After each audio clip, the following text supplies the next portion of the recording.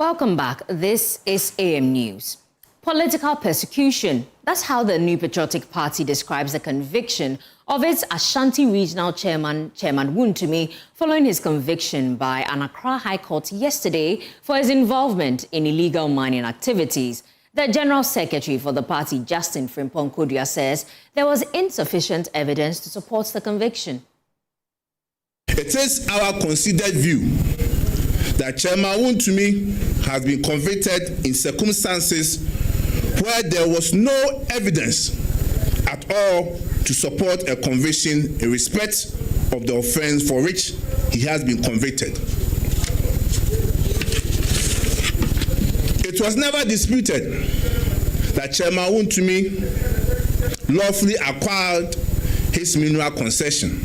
It was never disputed that he lawfully acquired his mineral concession. That fact was established and accepted before the court.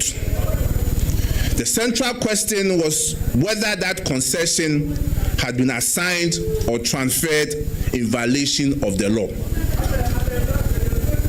It is our respected view that no evidence was adduced before the court establishing any such assignment or transfer of mineral rights by Chairman Wontumi. The prosecution could not produce any evidence to show that Wontumi had assigned his mineral rights. Well, the party is also maintaining its position that the conviction amounts to political persecution. It argues that allegations of illegal mining involving some members of the governing NDC, including Joseph Yamin and the Member of Parliament for Awin, have not received the same level of attention or action. What has happened to Honorable Mohamed Yakubu, NDC MP for Ahafo South East, and his DC, who was sacked from a chief's palace after they alleged that he was heavily involved in Galamsey in their traditional area? What happened to the NDC MP for Awin, Honorable Oscar Ofori Labi, who was accused by the chiefs and the people of Awin, as well as Ghana's coalition against Galamseyans in those matters? Justice cannot be selective. Well, the jailing of Chairman Wontumi has become a major talking point as NPP's Ashanti Regional Executive's vetting First Vice Chairman aspirant Kwabena Nsintre says the party's immediate option is an appeal, but believes returning to power could open the way for presidential pardon. Nanaya Ojima reports. Party supporters are gathered in groups here at the vetting venue for the election of regional executives of the NPP. Central to discussions is issues surrounding the conviction of party chairman Bernard Ntwibo-Siakon. This has negatively impacted the mood at the vetting grounds, with grief written on the faces of party faithfuls. To some of them, the sentence handed to their chairman is a big blow to members of the party. The party supporters believe an appeal of the sentencing should be the next best option. It's a shock. I hear 20 years, jail term. And that's a lot for a young man who just turned 50 years. I am not a lawyer and not a legal person, so it's difficult for me to set out any legal arguments. But I will want to think that there is opportunity for an appeal, and that appeal will be done expeditiously. Very bad, honestly. I'm not anticipating this news, at least this afternoon. So I'm not all that well. Let me just put it in a short, because I'm actually hit with this sentence that I'm hearing, because I was at the waiting room. I just came up and I was met with this story, so I'm not comfortable at all. It's highly unfortunate, but I believe that it's still a legal process. The fact that he has been sentenced to 20 years doesn't mean that there is no way that he can come out of that situation. There is an appeal process up the way to a review. So I believe that when the judgment is out, we can all read and decipher through the judgment and know one or two issues that can be raised as grounds for appeal. So this is the decision of the court. We have to respect it. Bernard Ntwibo-Osiakon, popularly known as Wontumi, was chairman of the NPP in the Bosomtwe constituency prior to 2014. He rose to become the Ashanti regional chairman of the party, helping them secure electoral victory in 2016 and 2020. Chairman Wontumi is loved for his charisma and zeal towards the party. Aspiring first vice chairman of the NPP in the Ashanti region, Kwabena Senche believes the sentencing should urge party supporters to work together for NPP to regain power. No, this is rather going to ginger us because we need to get him out. So we have to come at all costs.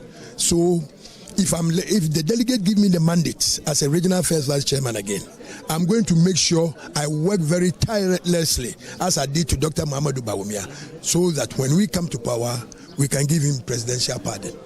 But don't you think that it's about time that the party or Chairman Wontumi's lawyer considers, appealing the judgment? No. For that one is on course. Mm-hmm. Yes, every judgment is appealable, so they have to, but they can do their part. For Joy News, Nana Ochima, Kumasi.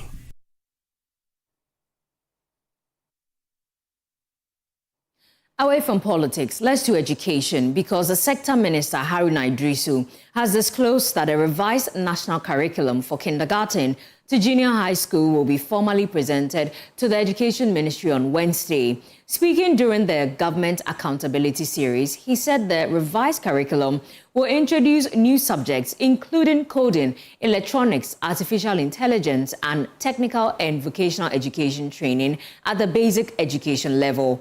According to the Education Minister, it also places strong emphasis on ethics, patriotism, and civic responsibility, with the aim of instilling responsible citizenship and respect for public resources from an early age. As I speak to you, one of the most significant decisions we took as government was to revise our education curriculum. And the agency responsible is NACA, the National Curriculum Review Agency.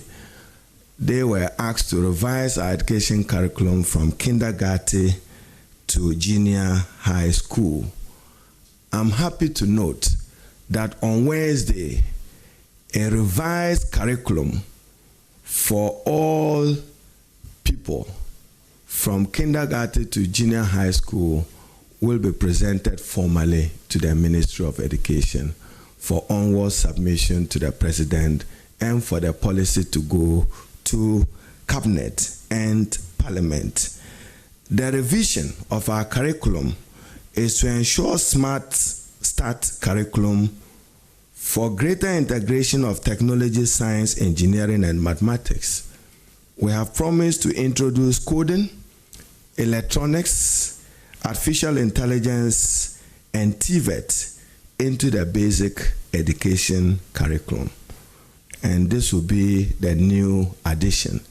And more importantly, ethics, ethical values.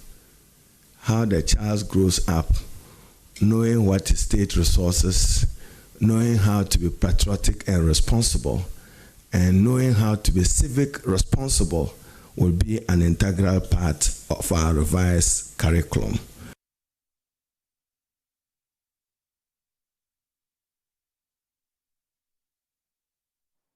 Now, moving on to other stories, Labadi Beach Hotel has commenced activities marking its 35th anniversary with a major cleanup exercise along the Labadi Beach front. Management says the initiative reflects the hotel's determination to protect the environment. Speaking to Joy News, Assistant Human Resource Manager at the hotel, Samuel Owusu-Entry, says the exercise underscores the hotel's commitment to responsible business practices and environmental stewardship. There's more in the following report. The exercise brought together staff of the hotel to clear waste along the shoreline. The location management describes as central to the hotel's identity and appeal. Head of Marketing at Labadi Beach Hotel, Ikuya Zara Gati. Head of Marketing at Labadi Beach Hotel, Ikuya Zara Gati, says the cleanup is the first in a series of activities planned to mark the hotel's 35 years of operations. Today we started off with cleaning up the environment. As you know, we've had rain problems and so much rubbish all over the place, and the beach has played host to us since 1991, and the shores have been our friend and have been our biggest hotel seller. So we started off by cleaning up the areas around the seashore and trying to make everywhere clean, because it's all about environments. And Labadi's greatest strength, as I was saying earlier, is about the environment, the ocean, the unique structure, and our grounds. So that's why we started up with a cleanup campaign, and that is... She's also warned that neglecting sanitation in communities will continue to expose lives and property to risk, especially during heavy rains. The comments come on the back of recent flooding incidents in Accra. So 35 is a long time. It's been a long journey. Labadi has survived so many things, COVID, all sorts of other natural force elements, but we've survived and we've thrived through, and we're going from strength to strength. So this is the first. The first is the cleanup campaign, and next week we'll be going to the mosque, the central mosque in Bema Camp, to give up some food, takeaways for our Muslim brothers and sisters. That's all for the community.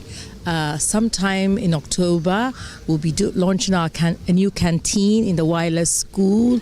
It's all for corporate social responsibility. Beyond the cleanup exercise, Labadi Beach Hotel says sustainability remains at the heart of its long-term operations. The hotel says it is expanding the use of renewable energy, maintaining its green spaces, and introducing energy-efficient measures aimed at reducing its environmental impact. Labadi has stand for its resilience, market strength in terms of doing everything at its best.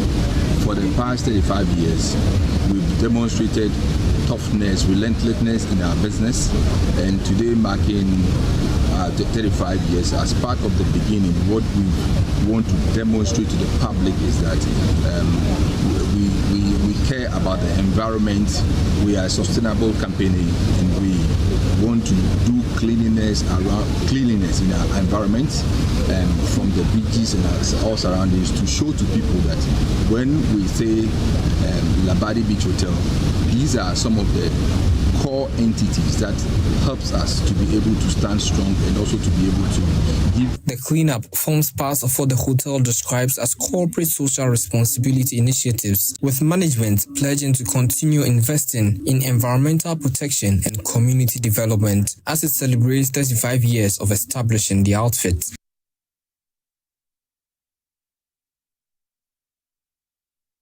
Now, let's circle back to education. DTI calls on young people to embrace AI and future-ready skills at Job and Opportunities Fair.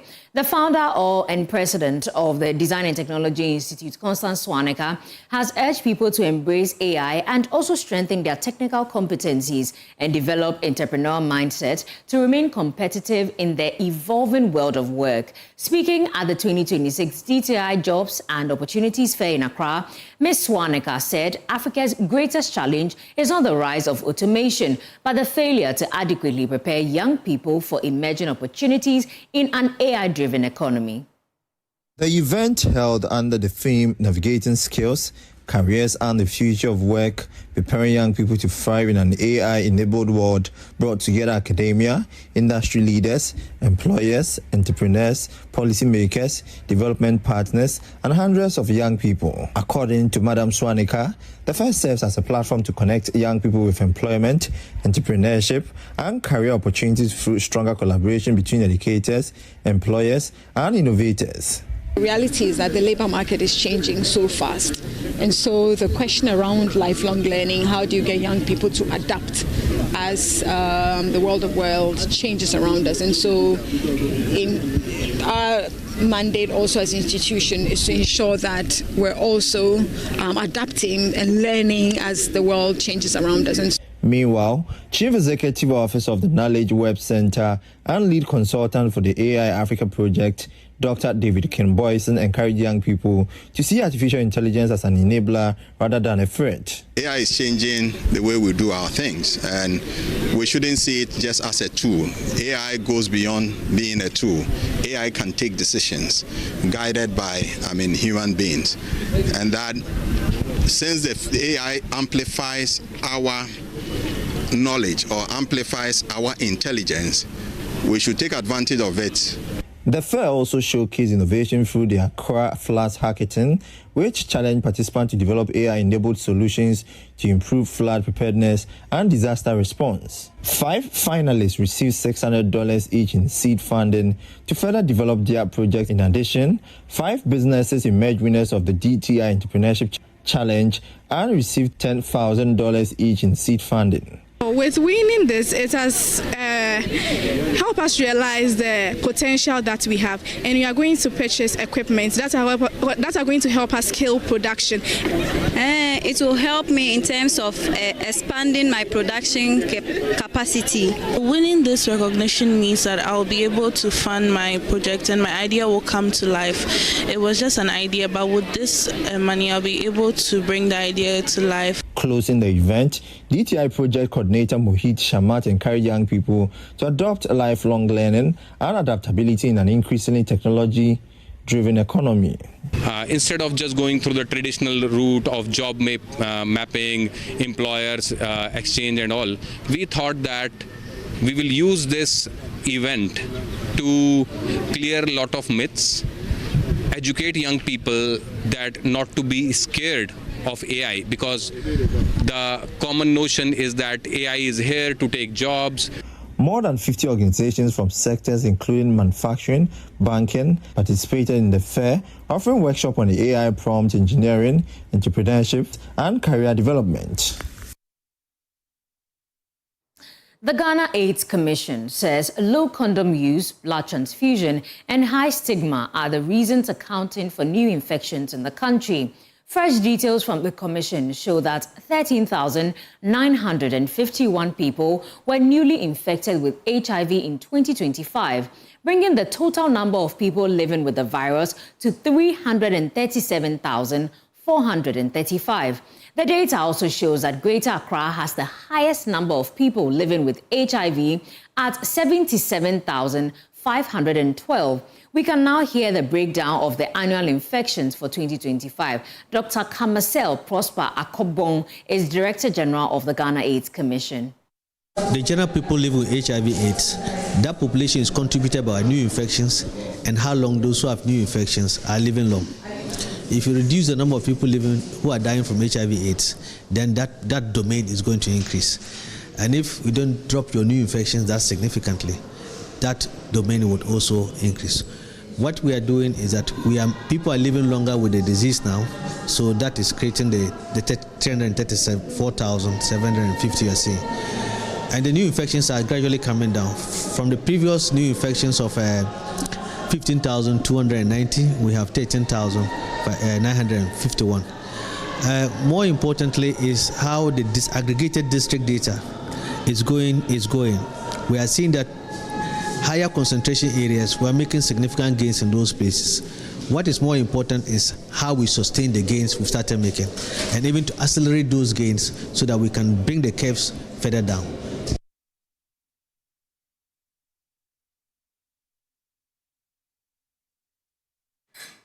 Well, it's now time for some business updates, and the Ahanta Pele, my Ahanta brother, Samuel Kojo will bring us that right after this breather.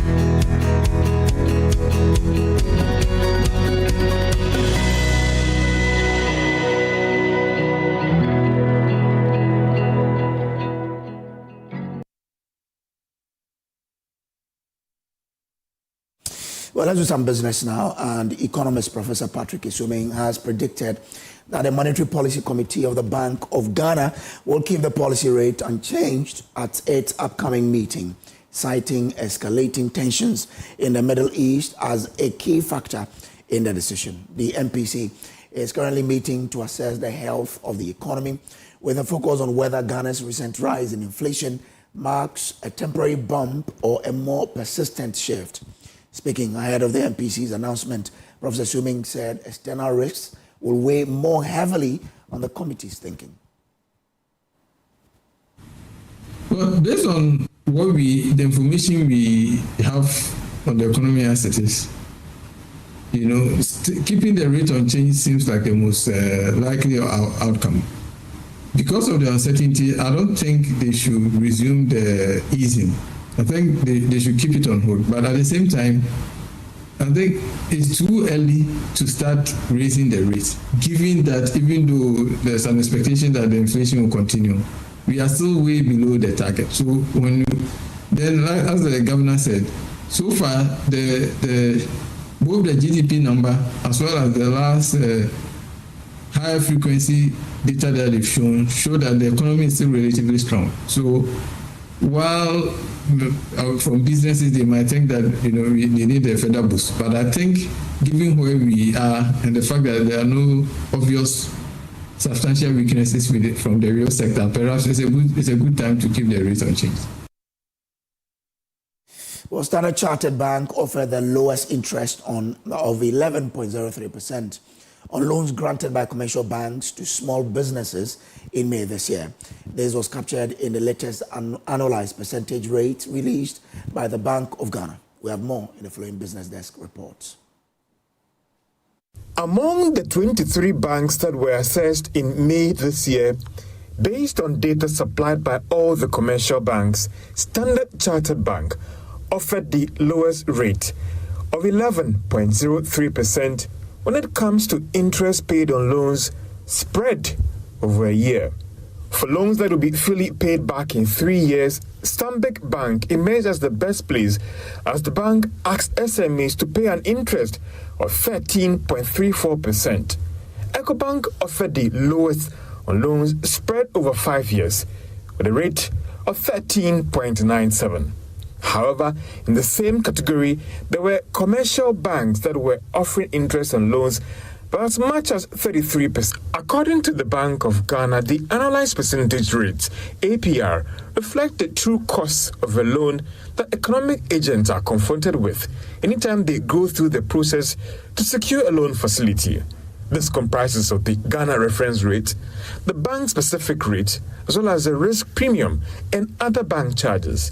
The Bank of Ghana was, however, quick to add that a customer of a bank may be faced with other rates that could be different from what it has publicized in its data.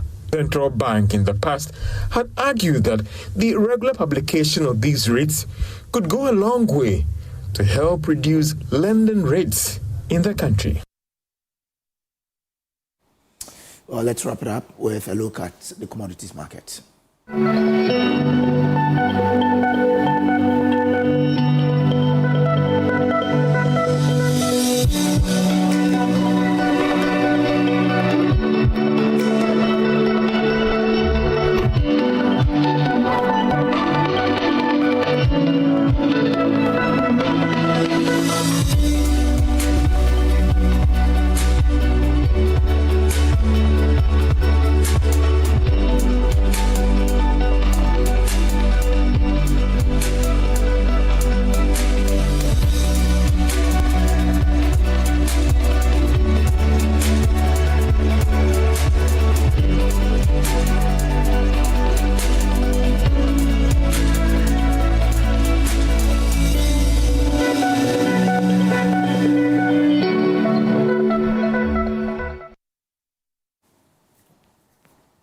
Well, and that's it for the business update on the AM News. Back to you, Denesia. Thank you, Auntie Pili Samuel. Could you breathe? Yeah, my adopted auntie sister. Exactly. Yeah, and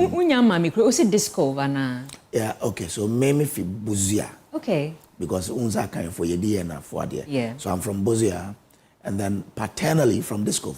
But Buzia and Disco are twin communities. Okay. So my father and mother, they were doing, this one jump from Disco to this one. There's a small bridge between us. Okay, so which one do I choose? Disco or? If you want to come from where I come from, then you choose Buzia. But I'm from Disco, so the two communities. Okay. My father is from Disco, my mother is from Buzia. I'm from both. So you're from Buz Disc.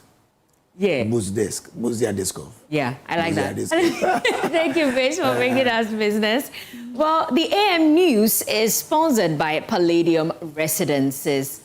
Well, my name is Denisia Pomaide. That's it for the AM News. Don't forget that the AM show is done by Samuel Kojo, of course, and also Emefa, Adeti. We have sports after this. A while later, we'll bring you a news review. And please don't forget that for more news, please do log on to myjoyonline.com. Have a very lovely Tuesday.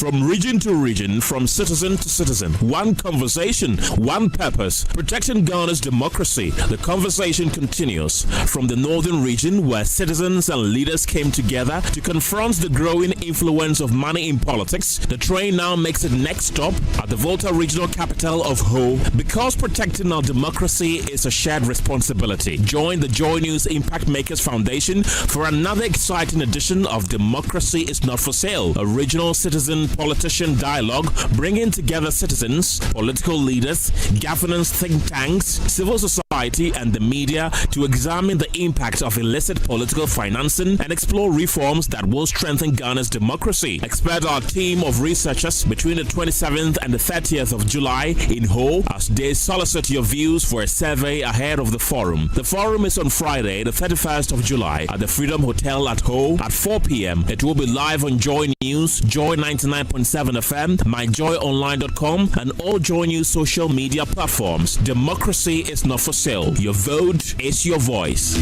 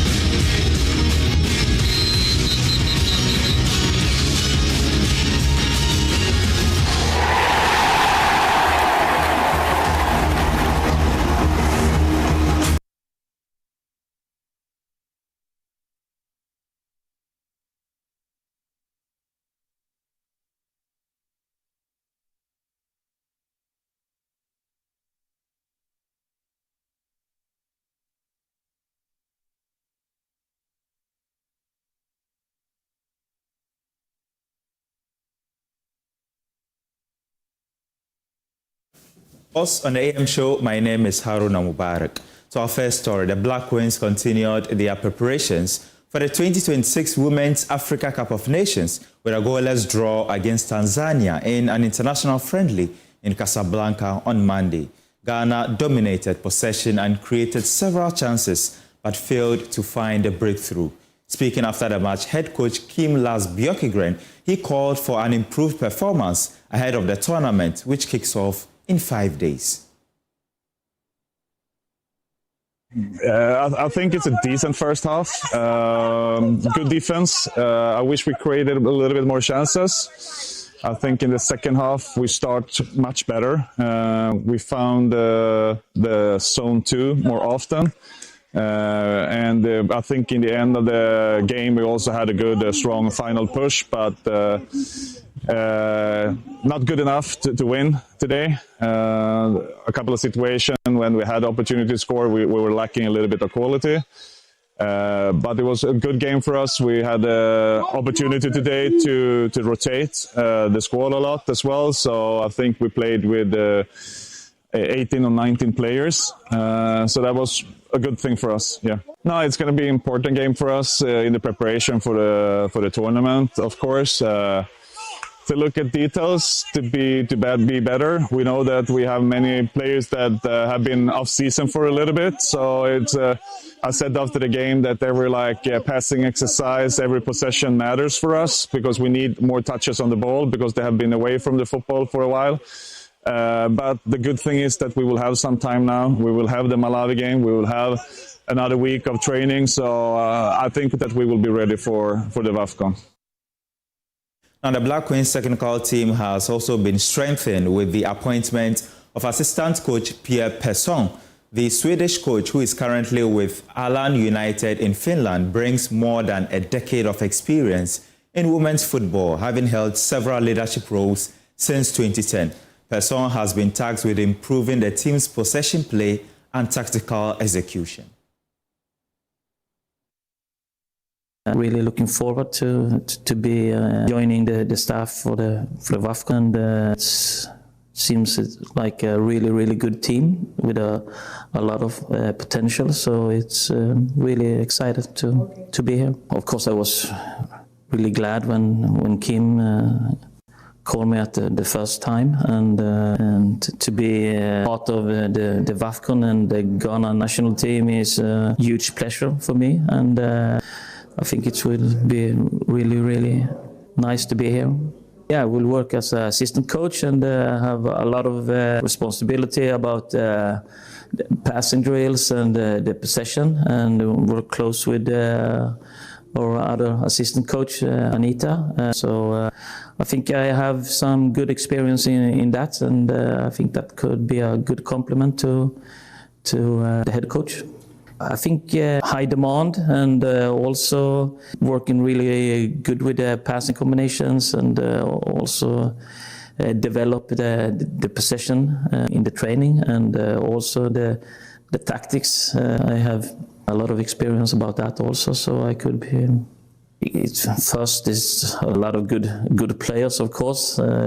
Many of them is also in Europe in good clubs, so they have explosivity, and they are good technical skills, and I think what I could work on is to deliver the ball a little bit quicker, and also working on the movement after they have passing the ball, and working with a higher tempo in the ball possession.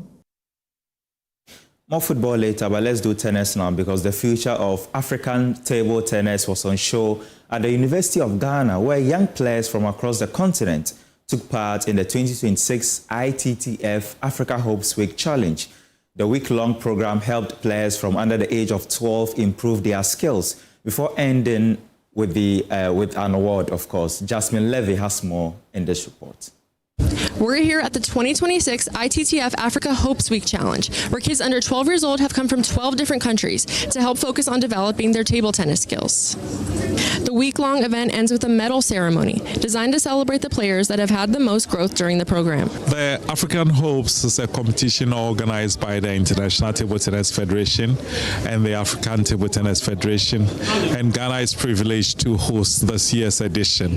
It's been on for the past 20 years, and I believe this is the 7th edition. It used to be a triannual, and then it became biannual, and now it's an annual competition. It brings together the best and the brightest talented kids from across Africa.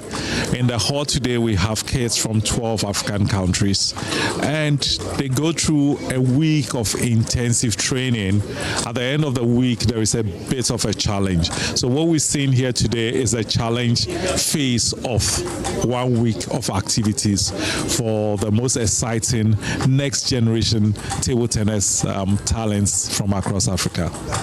What does this kind of developmental training mean for these kids? It's huge. I mean, for some, it's going to be seismic. It's going to be life-defining. Life-defining because they get the opportunity to engage with kids from all over other countries. The exposure, the experience is priceless. But critically, they get to apply the discipline discipline, the dexterity that table tennis gives you to other spheres of their life. So it's not just about excelling, but understanding what it takes to be the best version of yourself. Can you do the David and Goliath thing? Oh, David and Goliath, that's amazing. So because of the nature of the competition and because it's for under 12s, every kid below the age of 12 qualifies. Now what it means is that sometimes you have a very big gap regarding the age group. You have an instance that we just saw where a 12-year-old is playing a kid who I think is about just on the upside of 7.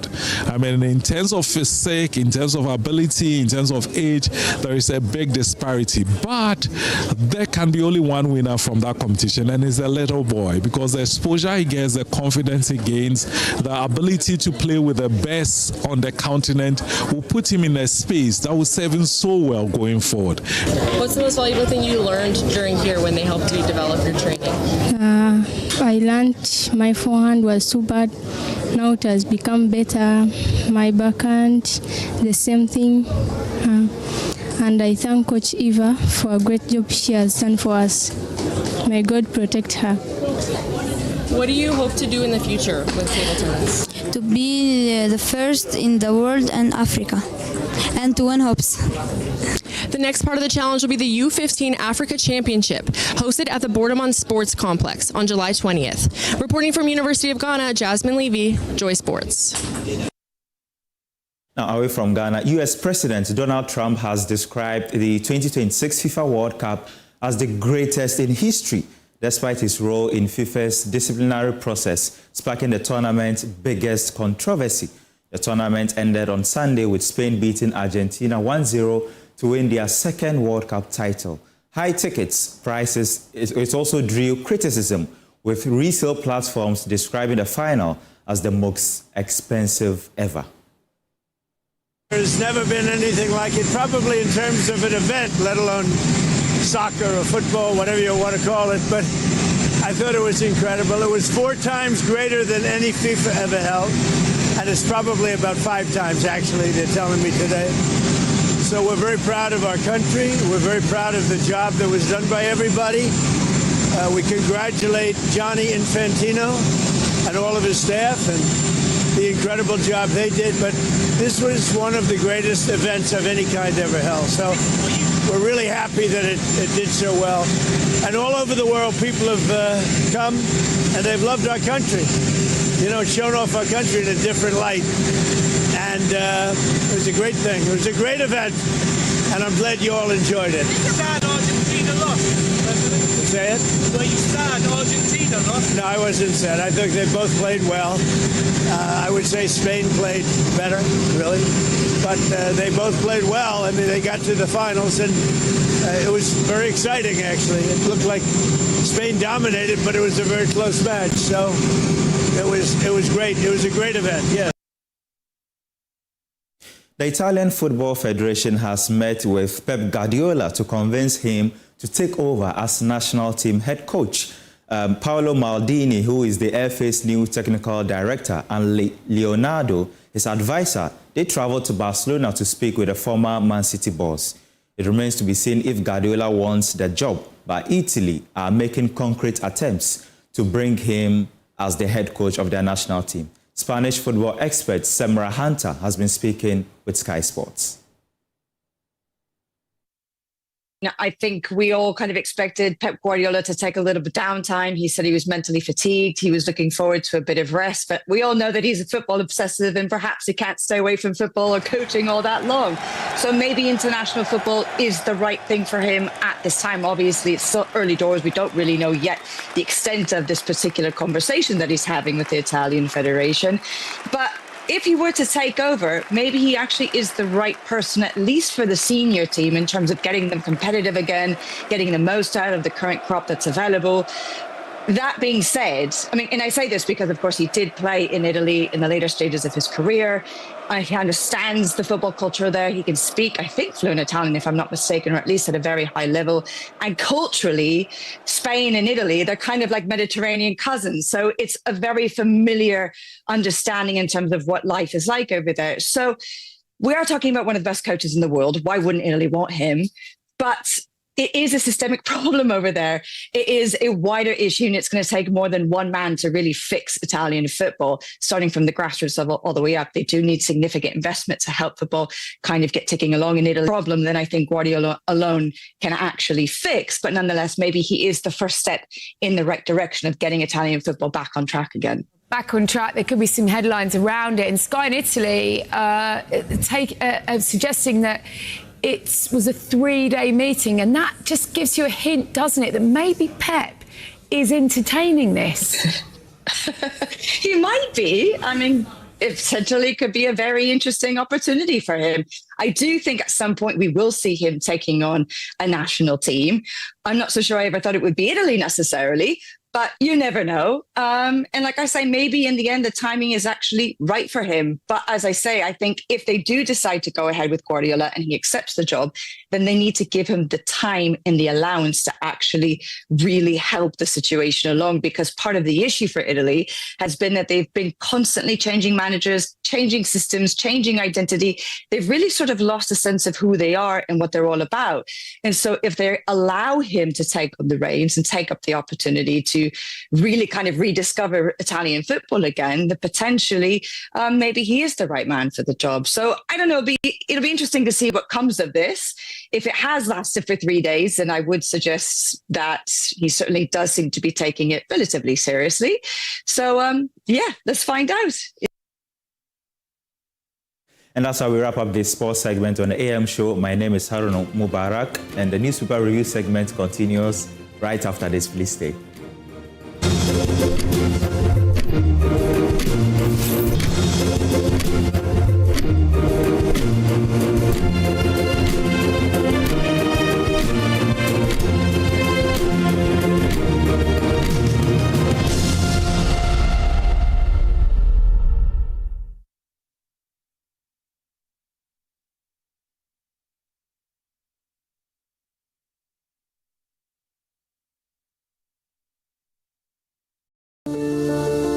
Palladium Residences in Achimota isn't just an address, it's the home you truly earned.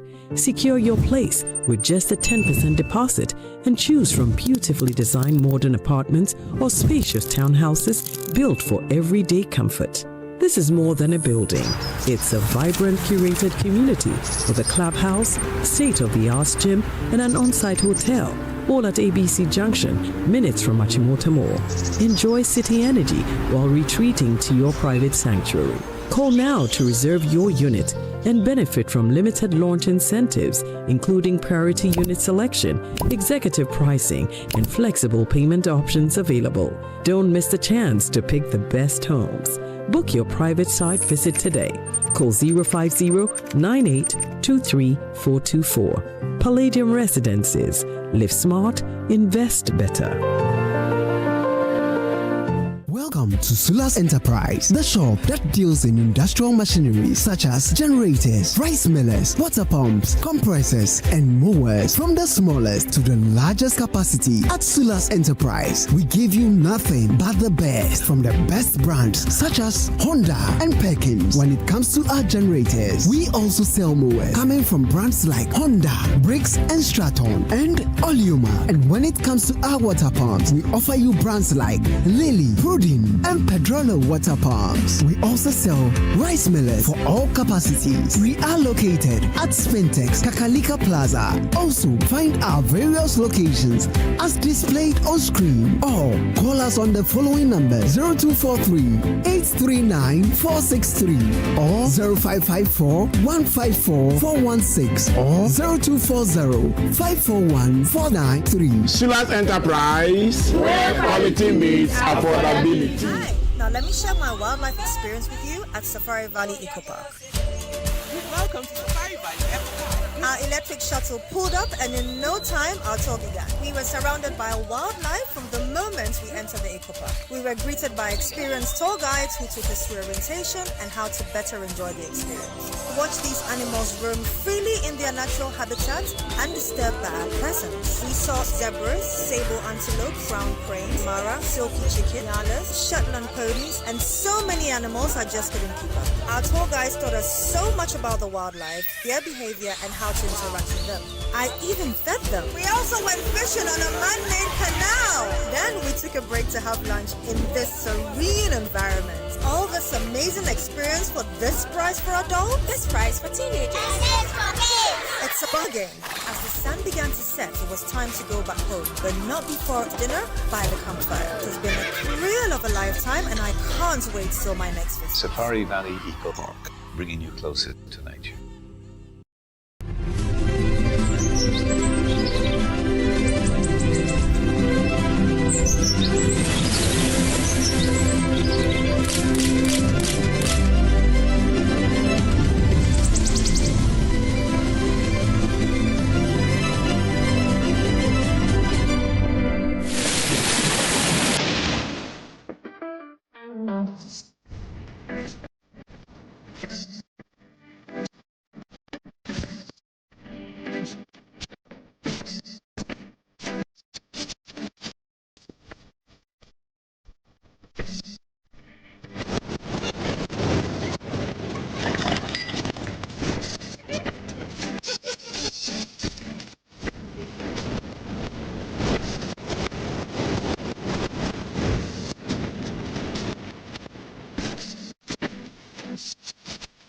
Another week is here on the greatest of all time show. My name is Giovanni, and tonight we're bringing you talent. Contestant number 1, let's bring Baby Car. Let's bring. He did it for you. Cut. Oh, there is a leakage. Where's the plumber?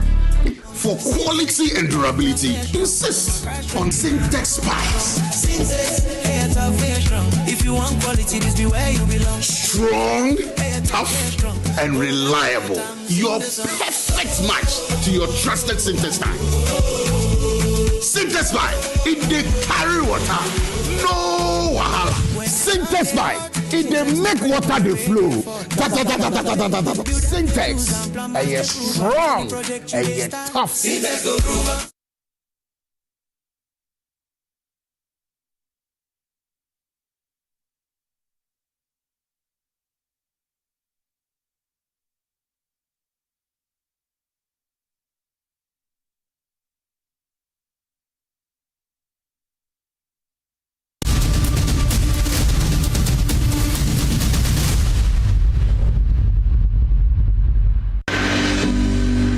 Lost on how to deal with rising temperatures? Palladium Residences in Achimota isn't just an address, it's the home you truly earned. Secure your place with just a 10% deposit and choose from beautifully designed modern apartments or spacious townhouses built for everyday comfort. This is more than a building. It's a vibrant, curated community with a clubhouse, state-of-the-art gym, and an on-site hotel, all at ABC Junction, minutes from Achimota Mall. Enjoy city energy while retreating to your private sanctuary. Call now to reserve your unit and benefit from limited launch incentives, including priority unit selection, executive pricing, and flexible payment options available. Don't miss the chance to pick the best homes. Book your private site visit today. Call 050-9823-424. Palladium Residences. Live smart, invest better.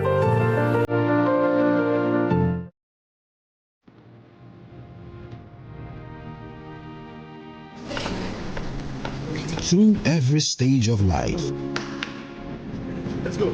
some things simply stay with us. The spirit of never giving up.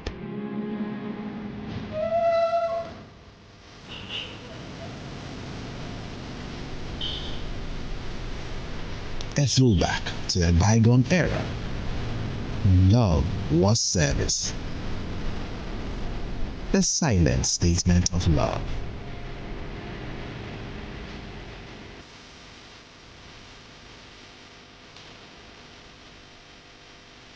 A forceful gesture that deepens bonds, balancing work and life. Every drop refreshes, every sip hydrates, just as it should. I am awake, one for life. Drink water, drink awake. Supporting the National Cardiothoracic Center.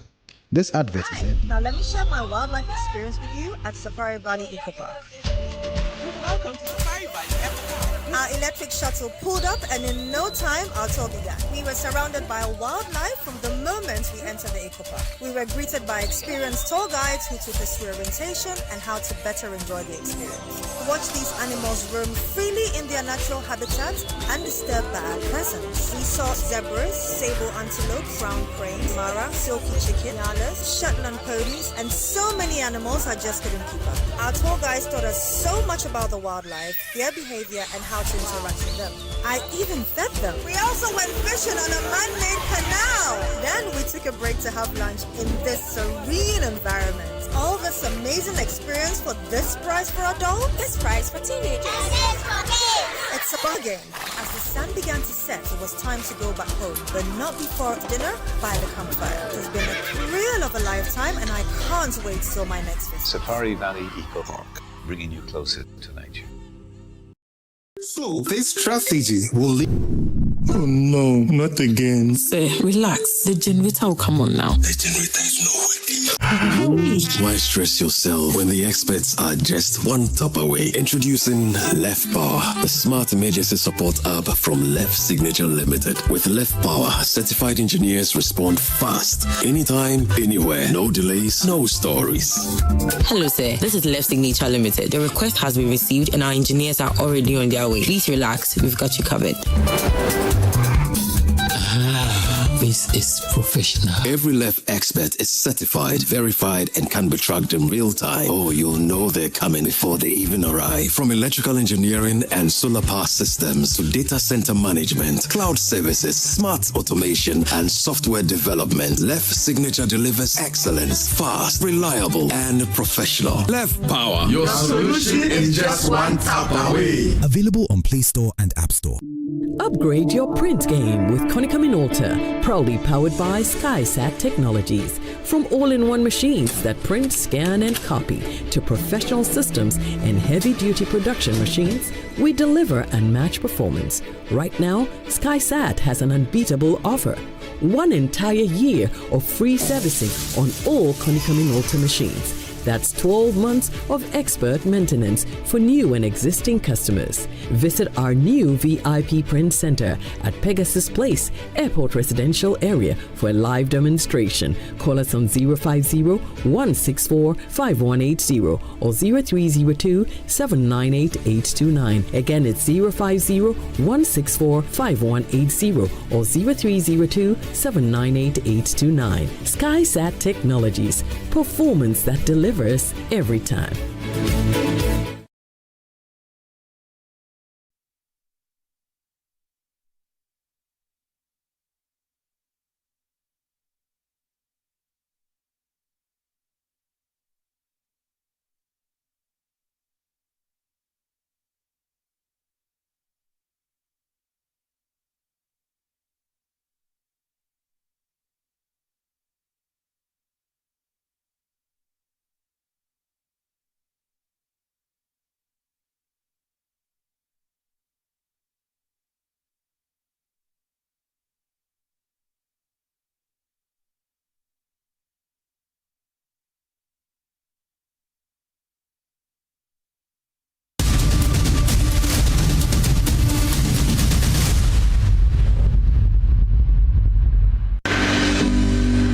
Lost on how to deal with rising temperatures? How about the threats posed by extreme weather to livelihoods and food security? Guess what? There's hope. Farmers are adapting. Innovators are finding solutions. Communities are building resilience.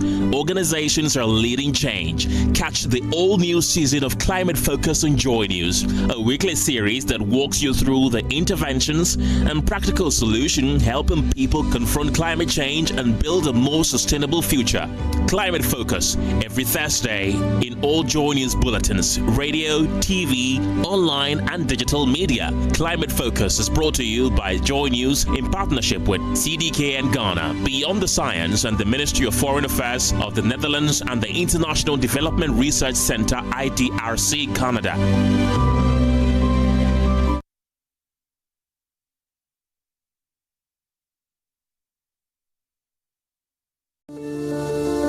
Palladium Residences in Achimota isn't just an address, it's the home you truly earned.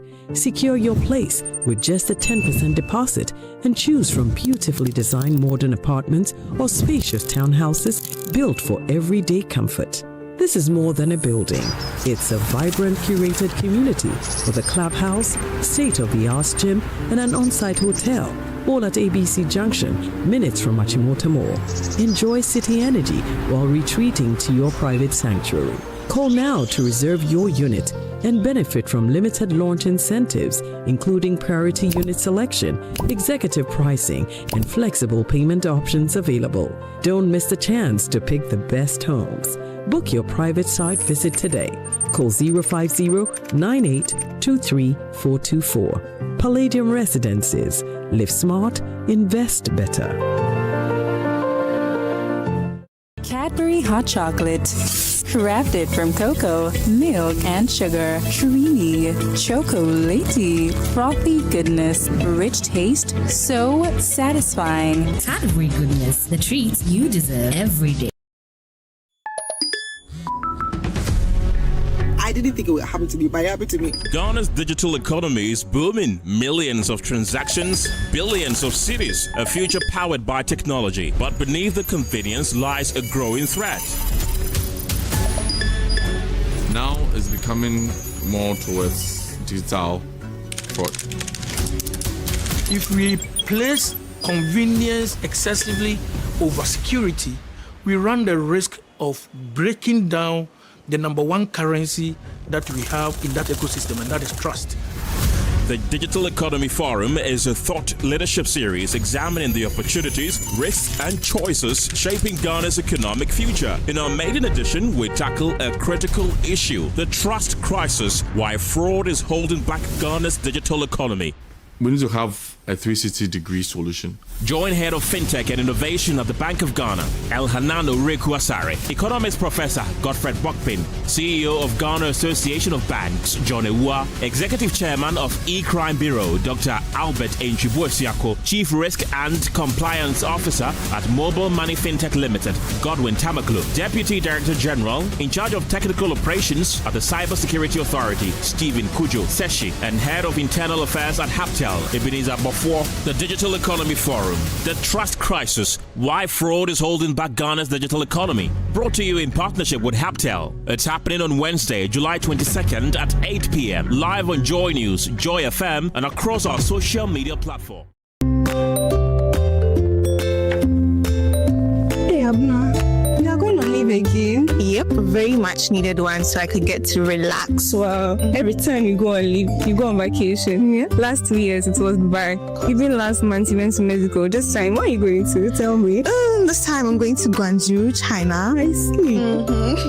How do you do it, Abuna? Because every time I try, I get scammed. I use Waka now. They can get you the cheapest flight deals. They assist you with your visas, your hotels. They have well-created packages for everyone, and then you can pay small. You can call them on 024-243-5515, or you can visit their website at wakanow.com.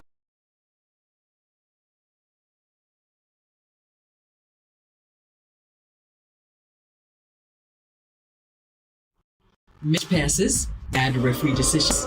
Don't let your child's grade suffer a bad match. Ensure a straight win this academic season with curriculum-aligned textbooks and interactive tools from Pegasus Publishing. From preschool to senior high school, we have the exact game plan your kids need to ace their classes. And because it's World Cup season, you get a massive 20% off every single book. Don't drop points. Call 059-50-10175 or dash to Pegasus Publishing in Accra, Newtown, right opposite the Total Energy Station. Free delivery within Accra when you call. Pegasus Publishing, shaping minds, winning futures.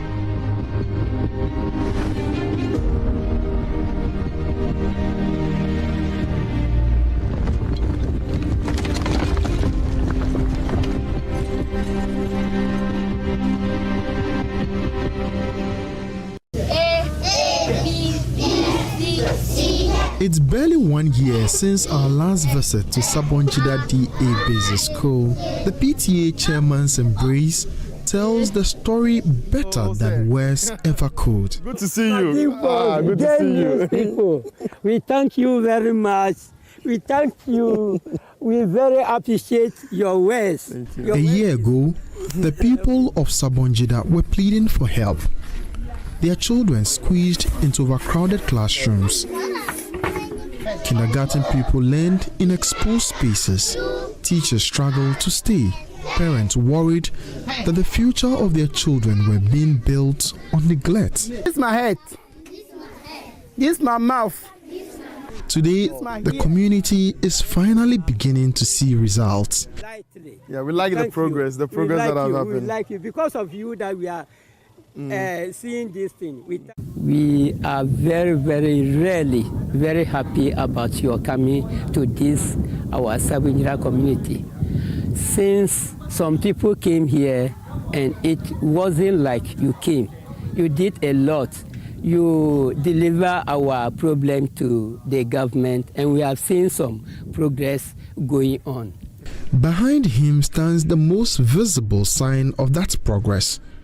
A 6-unit classroom block with offices, a library, store and sanitation facilities. The structure is still under construction, but for a community that spent years waiting for decent classrooms, even unfinished walls represent something powerful, a proof that their voices were heard.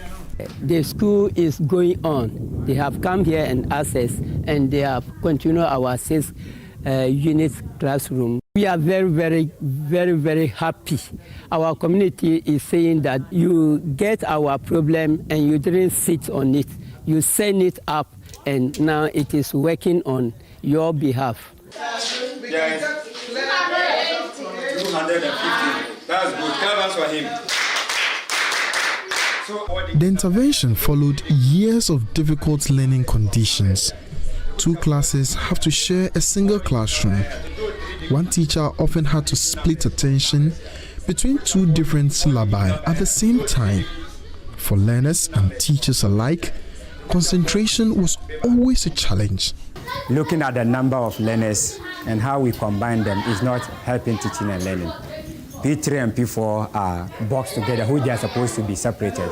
So sometimes you take something to teach. Whilst you are teaching P4 syllabus, the P3 learners are disadvantaged. And when you switch to the P3, the P4 ones are also disadvantaged there. So it's not really helping. If these classes are completed in good time and we move there, I think it will solve this situation. Oh yeah, we'll be very, very glad. We'll be very, very glad to move in there.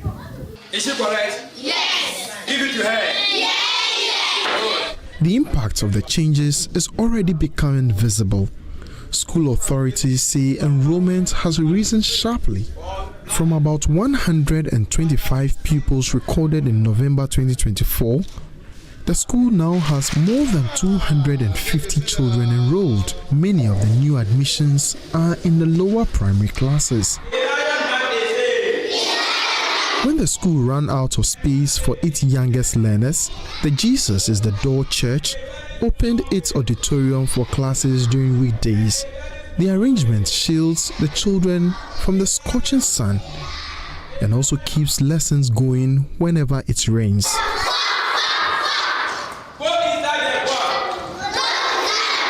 Here that the children are sitting, and now we have gotten some church, which is Jesus Door Church. And they accepted us to send the KG1, KG2, KG3 to that their block.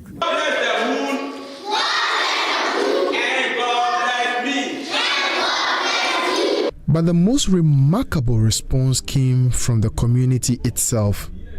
Faced with no accommodation for teachers in the community, residents pooled their resources and started building a 4-bedroom teachers' quarters.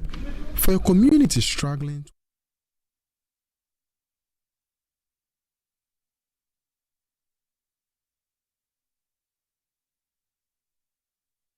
type in my Momo pen. Yes. So you're not scamming me. No. MTN will not call you to request for your PIN. The fraud cases are ticking up. They're trending upwards. I was very comfortable thinking that I was speaking to a rep from DSTV. And if it's happened to me, it can happen to anybody. Guys, these guys are not playing. So they took the 91 cedis, wiped everything from my account, and also took MTN extra balance. It looks like they are hypnotized, or I don't know what they tell them. Fraudsters using psychological manipulation to manipulate and to get information from you, pretending to be who they are not. Fraudsters steal from one bank and walk into another and do the same thing. Same credentials, same Ghana card. They do it again and again. There's nothing stopping them. We have this hypothesis we need to test. What is the relationship between digital payments and the economy? And that the survival of our economy depends on the strength of digital payments and its safety. The digital economy, based on digital apps, technologies, is expected to grow faster than the traditional economy.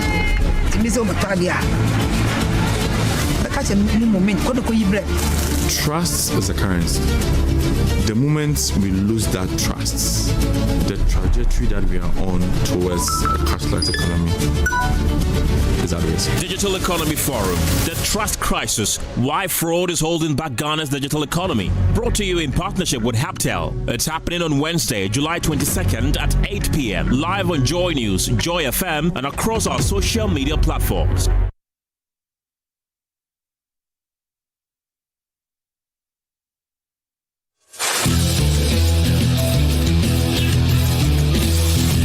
From region to region, from citizen to citizen, one conversation, one purpose, protecting Ghana's democracy. The conversation continues from the northern region where citizens and leaders came together to confront the growing influence of money in politics. The train now makes its next stop at the Volta regional capital of Ho, because protecting our democracy is a shared responsibility. Join the Joy News Impact Makers Foundation for another exciting edition of Democracy is Not for Sale, a regional citizen politician dialogue bringing together citizens, political leaders, governance think tanks, civil society, and the media to examine the impact of illicit political financing and explore reforms that will strengthen Ghana's democracy. Expect our team of researchers between the 27th and the 30th of July in Ho as they solicit your views for a survey ahead of the forum. The forum is on Friday, the 31st of July at the Freedom Hotel at Ho at 4 p.m. It will be live on Joy News, Joy 99.7 FM, myjoyonline.com, and all Joy News social media platforms. Democracy is not for sale. Your vote is your voice.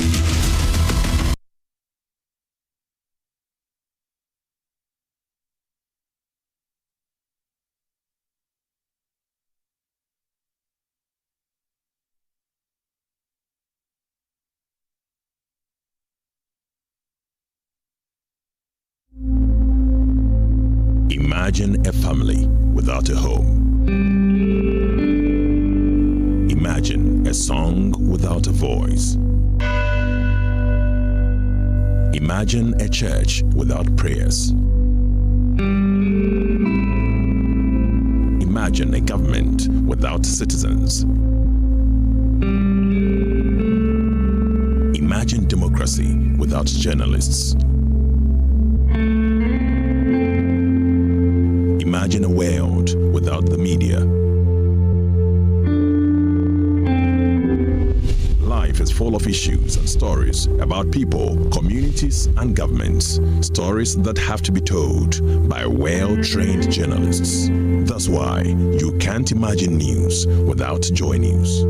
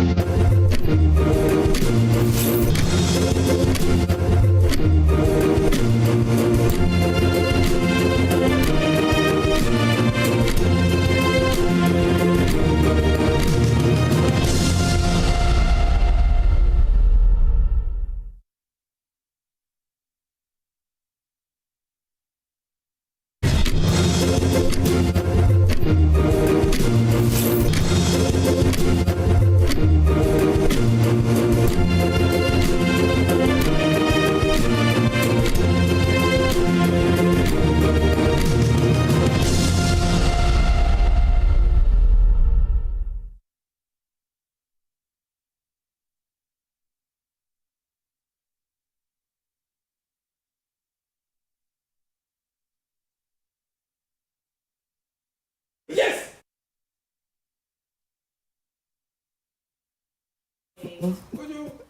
Yeah. Good morning. Yeah. What a Tuesday. Welcome. I have a fair idea how the morning is going to go. But you stay. We're just about reviewing the biggest matters that have happened. Normally, I would say a lot of matters arising. Well, yesterday, a lot of matters arising. But there's one most outstanding matter that we're going to be spending a lot of time on. But quickly before that, Hunter Pele, looking very honorable, standing by the wall. They've already started introducing themselves by well, they're too for me.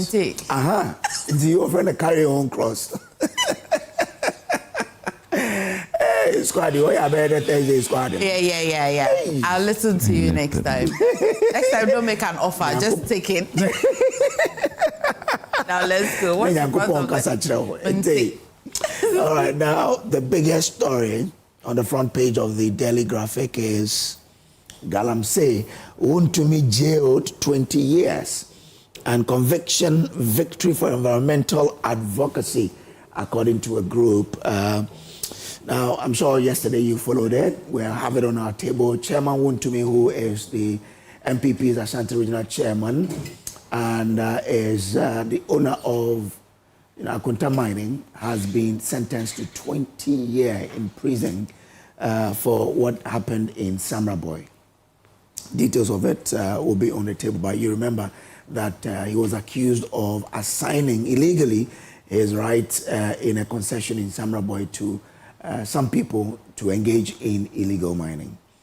Based on the fact that we're adduced in court, the judge has sentenced him to jail for 20 years. He's already been sent to Nsawam yesterday, so we'll be keeping tabs on it. But his party has appealed against the ruling. They say that there are some fundamental errors with the judgment, and so they are appealing to it. Yesterday there was a news conference at the party's headquarters. We'll bring you that here as well. Now, Cabinet approves $331 million to end SHS double track. They want to undertake some infrastructure development so that we will have one stream and not double stream in the senior high school.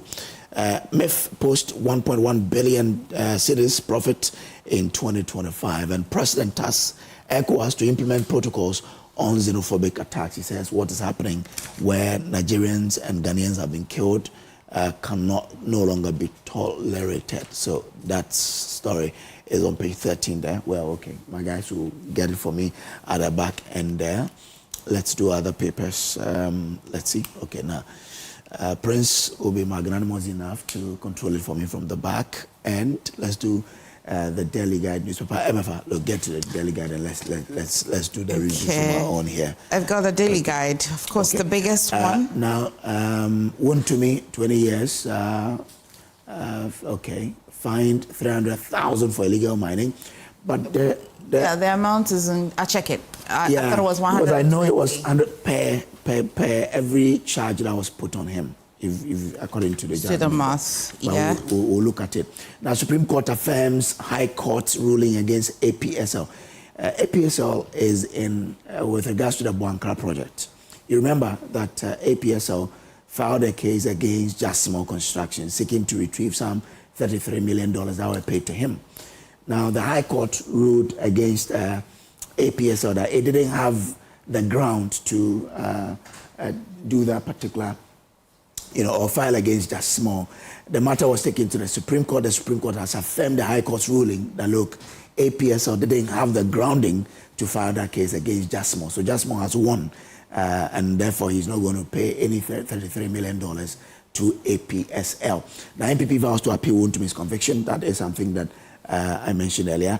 Police nabbed 5 land guards, seized guns and ammunition. And Dr. Maxwell Boachi, you know him? Ever? Council of State. For? Your Western region, yes. You do know, Baba? No, originally, young man, Council of State. Yeah, he's doing so well. He sponsored some students to engage in ecotourism trip, and that's also there, okay, Spider, government rules are 300. Okay, so amount is $331 million. Okay. For government education reasons. Exactly. Okay. That one. And they are saying that they want to make sure they improve infrastructure development to do away with a double track. Now, political earthquake, Wontumi geotherm ignites national firestorm. Okay, all right. As for the Wontumi case, they are not now. The New Republic Galamsey Baron jailed, court reject last minute gambit as Wontumi begins 20-year stretch.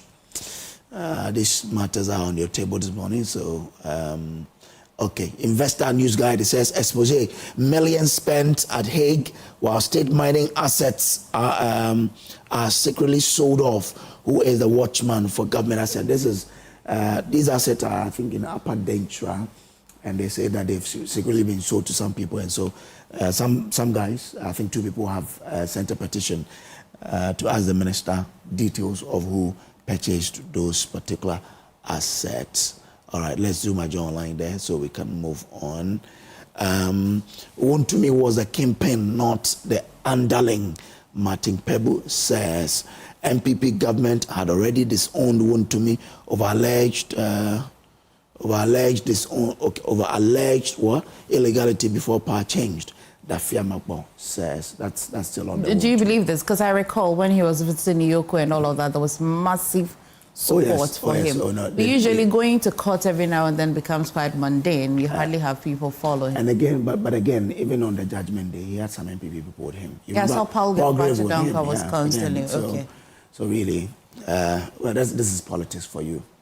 So Kojo, I've just taken another read. Our quotation of 120,000 Ghana cedi, if you calculate it by the penalty, is correct. It's 120,000. I'm not too sure where the Daily Guide is getting the 300,000 Ghana cedi for.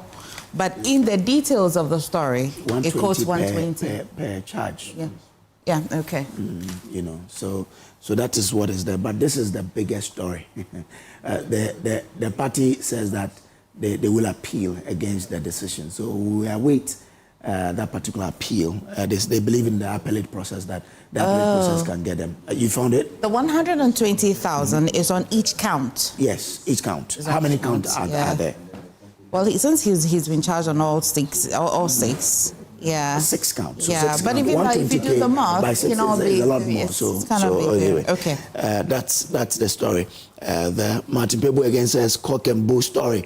Pebu says Wontumi's reclamation defense fell apart. You remember that Wontumi's defense was that he had given that to that company to reclaim the land and not to engage in Galamsey. But that's Martin Pebu deterring into that particular defense. But as I said earlier, the party has given indication. Yesterday, when you saw the lineup, you could tell that they were serious about appealing this. So they said they will appeal it, and they believe that the appellate process could yield some positives for them. Let's see how that particular one goes. Emefa, back to you. Oh, this is already? Yeah, I mean, we are done. But on the Just More, I'm happy because Just More is a local contractor. When local contractors are empowered like that, it sort of helps the economy. Money is not gone outside, it stays in the economy. And if you look at the road he's doing in Takrade, between Takrade and Rankwanta, excellent. So, look, I'm happy for Just More, and I hope that once the Supreme Court has pronounced, it stays the same. So, congrats to Just More and his team. Okay. There's a lot to read. If you visit myjoyonline.com, yeah, a lot of legal arguments. Okay, well, Wontumi was bound to be convicted after prosecution witnesses' testimony, Martin Pebu. So Martin believes that when they called the witnesses, and from what the witnesses said, it sort of concluded that he will be jailed. You remember that, especially when they called Gomashi, they called the former Deputy Lands Minister, Merkuduka, they called the Western Regional Minister. And yesterday, when you heard the analysis, some were saying that that particular letter that Wontumi wrote to the Western Regional Coordinating Council, asking for protection for the company to undertake the reclamation, was somewhat Wontumi saying that I'm aware of what they were doing. But there's a lot more that people can, pick on. From that particular judgment. People say that once Wontumi said, no. And again, I've seen someone write that the transfer of rights, Parliament didn't specify how you're going to do it.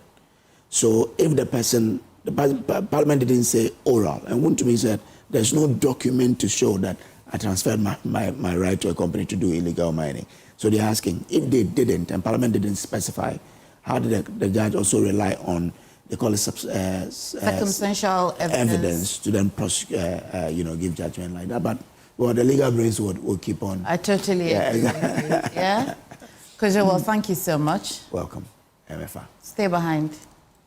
Well, the AM News Review is sponsored by Syntex Pipes and Pegasus Publishing. And this morning, we're joined by Kojo Poku, Executive Director of Instep and member of the NPP Communications team. Mohammed Issa Baktalia is MP for Sisala East and board member for Tor. Akosua is Director of Field Operations with the United Party. Dr. Bernard Tutu Boahene is lecturer in political marketing at the University of Education and Winneba. Gentlemen, thank you so much. Good morning. Thank you for joining us. I must commend Kojo. He is always on time. In fact, even before time, Kojo. Always in the studio. No. We sit in our cars too. You sit in your cars. Do you know the time I got here? Yeah. Why? 6:23. Yeah. That's the problem. The problem is for you to get here. No, we start at 7. Here. We start at 7. Here. No, we start at 7. Here. Mama Kojo, let's get back to his. Don't give him this morning. Kojo. How are you? Very well, thank you. The most important thing, as you said, where? Here. Thank you. And if you sit in your car and you arrive here late. At 7. You see, look, that goes back to that good proverb in the Bible that Jesus now asks the waiting. What are they called? The virgins. Who had the lanterns? Oh, the virgins. Yes, and had the lanterns. 5 had and then didn't have enough paraffin, right? Yes. They were there. Yes. But what happened? Kojo, you're always on time. I'm not listening to them. The finishing point, the arrival is here. It's here. If you are in your car, you are not here. It doesn't matter. The time matters. It's here. No, but if you are in here. At times you greet me before coming. Yes, but I've never seen you in the morning to greet you. Anyway. Never. Why would I lie on TV? I don't lie. I've never seen you in the morning. I don't know why you want to put yourself in my glory.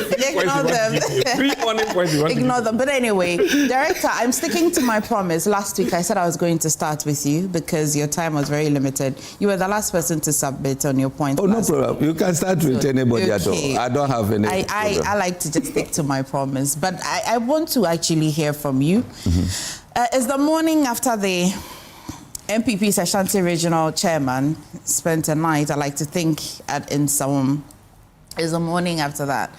I don't know how you feel about the sentencing in the first place. Are you surprised at it? Do you look back and say, it's a little too much or it's a little too small? Do you think that they did a good job? All the evidence provided was good enough to put him behind bars for 20 years? Let me say good morning. First and foremost, Wontumi is a friend. And it's not easy to lose a friend to someone for that long. Are you getting it? Notwithstanding that, I think the state did a good job.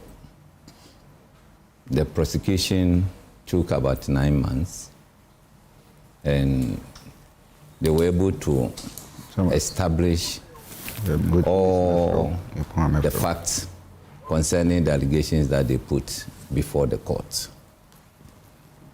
And the trial judge also affirmed that the state was able to prove beyond reasonable doubt that these things happened. At a point, Wontumi accepted that yes, the land in question is for me. In fact, I gave it to some people. And in Wontumi's words, he said he gave it to them to do reclamation. Then the star witness, or what do they call them? Prosecution witness. You know, he's from Wontumi's company, who decided to be a witness for the state. And he stated that it was not a land reclamation, but rather illegal mining, which we call the Galamsey. Emefa, let's make something clear. Mining is not evil. Mining is not against the laws of Ghana. But it becomes evil when you mine at a designated place that you are not supposed to mine, i.e. water bodies, forest reserves, and the rest. But once you get a permit to mine, before they will give you a permit, you bring your site plan. They will go through it and see that, no, this is not a reserve, this is not water body. So we'll grant you the permit to go and mine. Do you know that people will take permit for Joy Studio, and then they will use that permit and go to Adum Studio to mine. The same permit, they will take you to Asempa Studio to mine. Is it that when they finish mining where they have originally been assigned?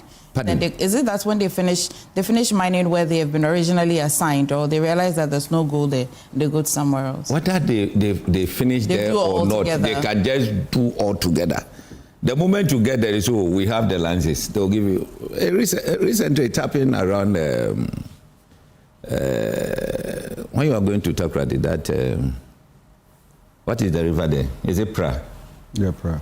Before that, there was a community. And then the soldiers got there and said, hey, let me see your lances. He brought it. He said, but this one is not for this place. It seems the lances is for somewhere western north or Ashanti region or so. And they said, once we have the lances, we can move to the place and then mine. He said, hey, how can you say that? Are you getting it? So, court established that, yes, there was some kind of illegalities.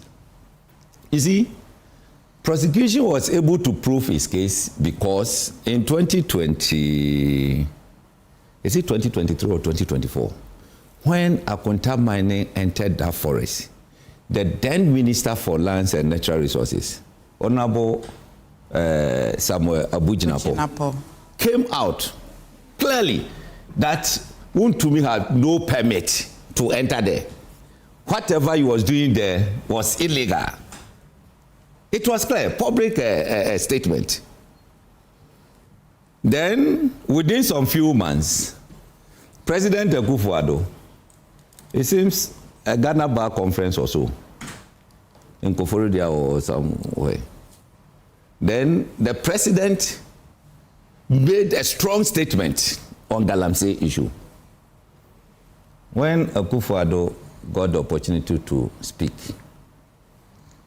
getting to the closing session, he said, Mr. President, let me make it clear. Akunta mining is not involved in illegal mining. Your minister is saying that they are into illegal mining. And you are clearing the person that is not into illegal mining. The same government. Boss and then subordinate. What do you think?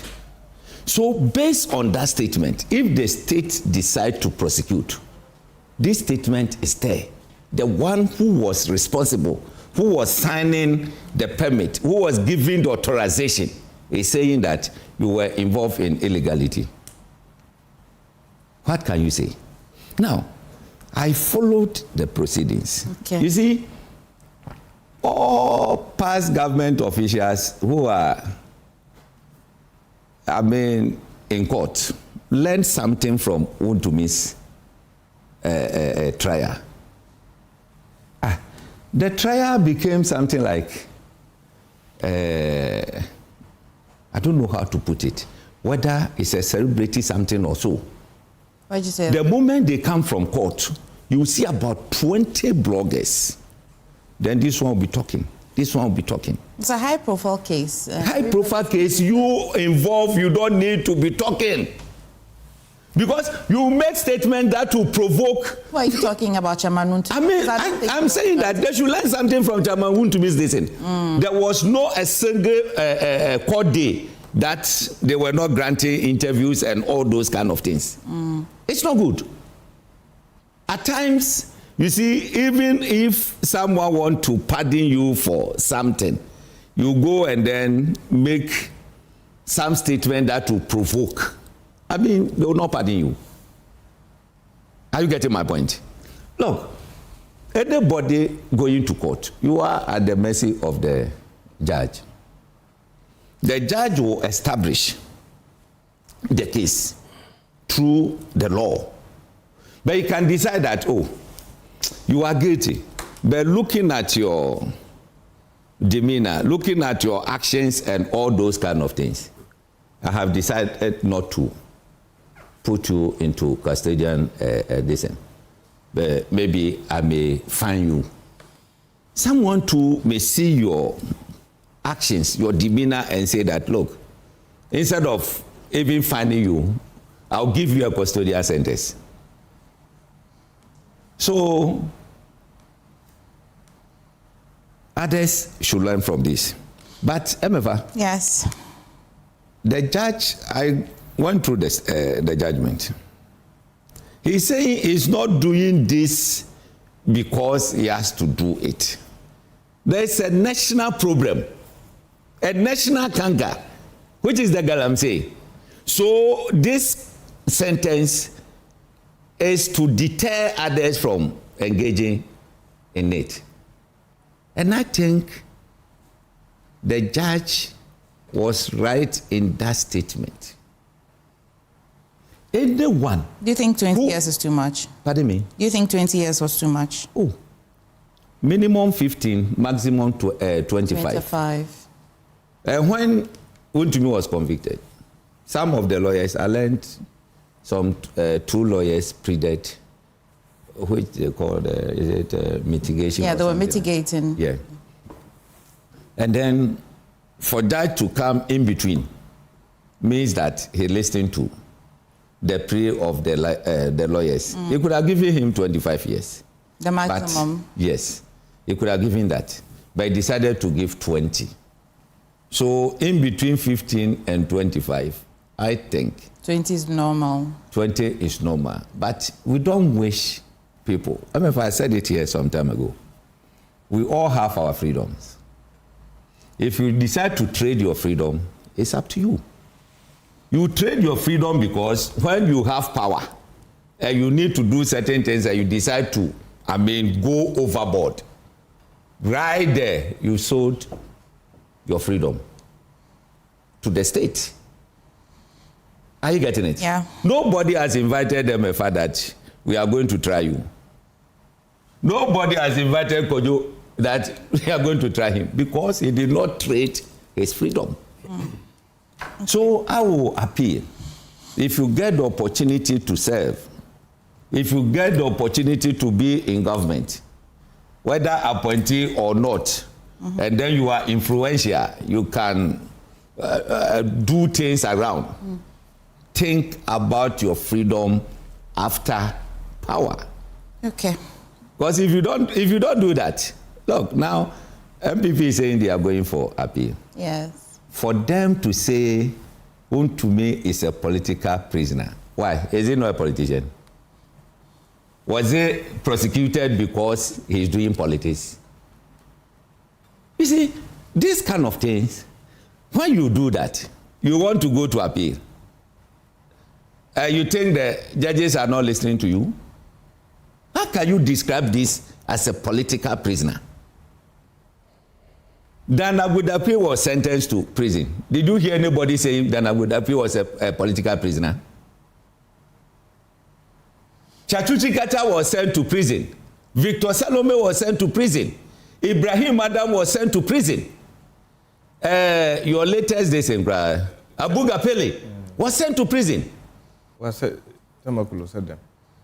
Sadinam Tamakro is in prison. She in Salome now. Yeah.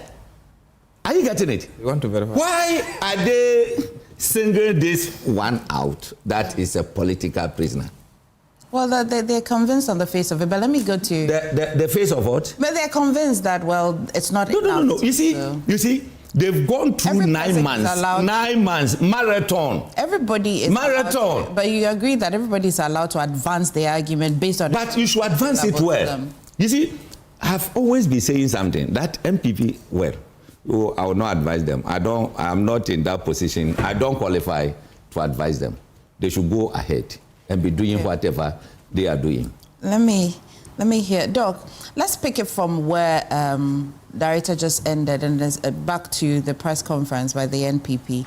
They believe absolutely that Chairman Wontumi is a political prisoner. If you followed this case very keenly and carefully, can you there see a certain amount of truth in what they're saying? I am interested in the number of months and weeks with which this case had traveled and the keen interest with which the Attorney General had in this particular matter to see it to finish. People are saying that, wow, we thought the wheels of justice grind quite slowly, but they are not able to describe this one as one of those cases that was grinding quite slowly. But will the NPP be justified in their feeling? Yes, good morning to us, Honorable Director Kojo. Good morning. And a good morning to our viewers. However, good morning once again. And I think that from a legal perspective, yes, of course, nobody could say that I'm confused. There's no reason why probably MPP shouldn't come out in support of Chairman Wontumi and again put up a defense, for him. I've read the judge reports.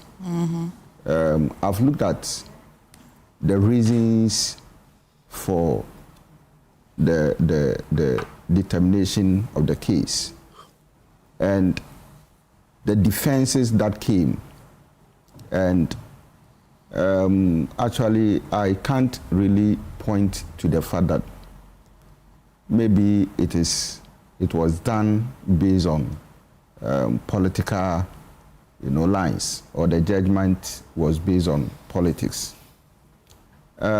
Again, let us look at it from this angle. I mean, in court, you deal with facts, you deal with evidence.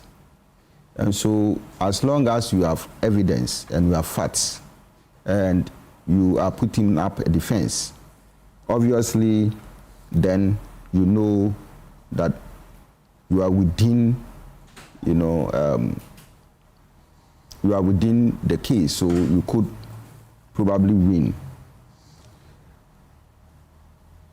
The defense that Wontumi actually put up and his lawyers put up, you know, on the basis that the license was given to, is it Okum? Henry Okum. Henry Okum, you know, for purposes of reclaiming, you know, the land. Reclamation is a good thing, I mean, which mining companies may want to do. And so if it was based on that reason, then there was nothing wrong with it. But the judge thought that, you know, the Okum person had no experience. You know, I think there were 3 fundamental issues in there. The fact that Okum had no experience, and Okum was not giving resources for reclamation. That is the second point. Expensive. Yes. And then the Okum's third one was word that against Chairman Wontumi that, yes, you said that I should do reclamation, but there was also the instruction of mining. Exactly.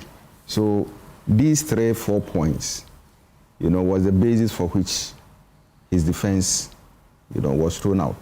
Mm. So I am tempted to believe that probably the defense of Wontumi, Chairman Wontumi, wasn't that strong enough, you know, as it were, you know, to probably get him off the hook.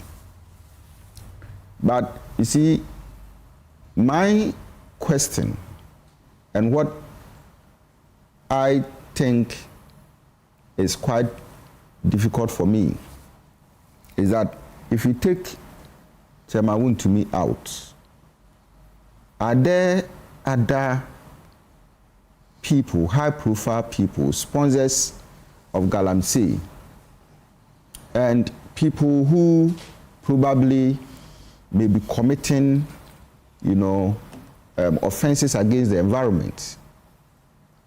How many of them have been arrested? Not just over the past 1.5 years, but previously. And how many of them, you know, are standing trial? And to what extent are we going to see that their trial will move with that level of speed that Wontumi's case had gone? If it is about destruction to the environment, if it is about, you know, the excesses done, then there are so many people out there, you know, who, as it were, are committing similar offenses to our environment. In other words, Galamsey has not stopped. Galamsey has not stopped. And I also don't want to believe that probably it is Wontumi alone who had given a third party a license to operate Galamsey. There are even people who are operating Galamsey who do not really have even the license to operate. And there are cases of arrest in these lines. Your man, this guy who has been doing Galamsey for Joy, Erastus Asare, which we stand between yesterday and today, he's the man we're celebrating. Exactly. He has come up with a lot of cases, pinpointing individuals. Areas. Yes, and areas and individuals who are into deep Galamsey. Are we going to follow up? It's a question I'll ask those in government.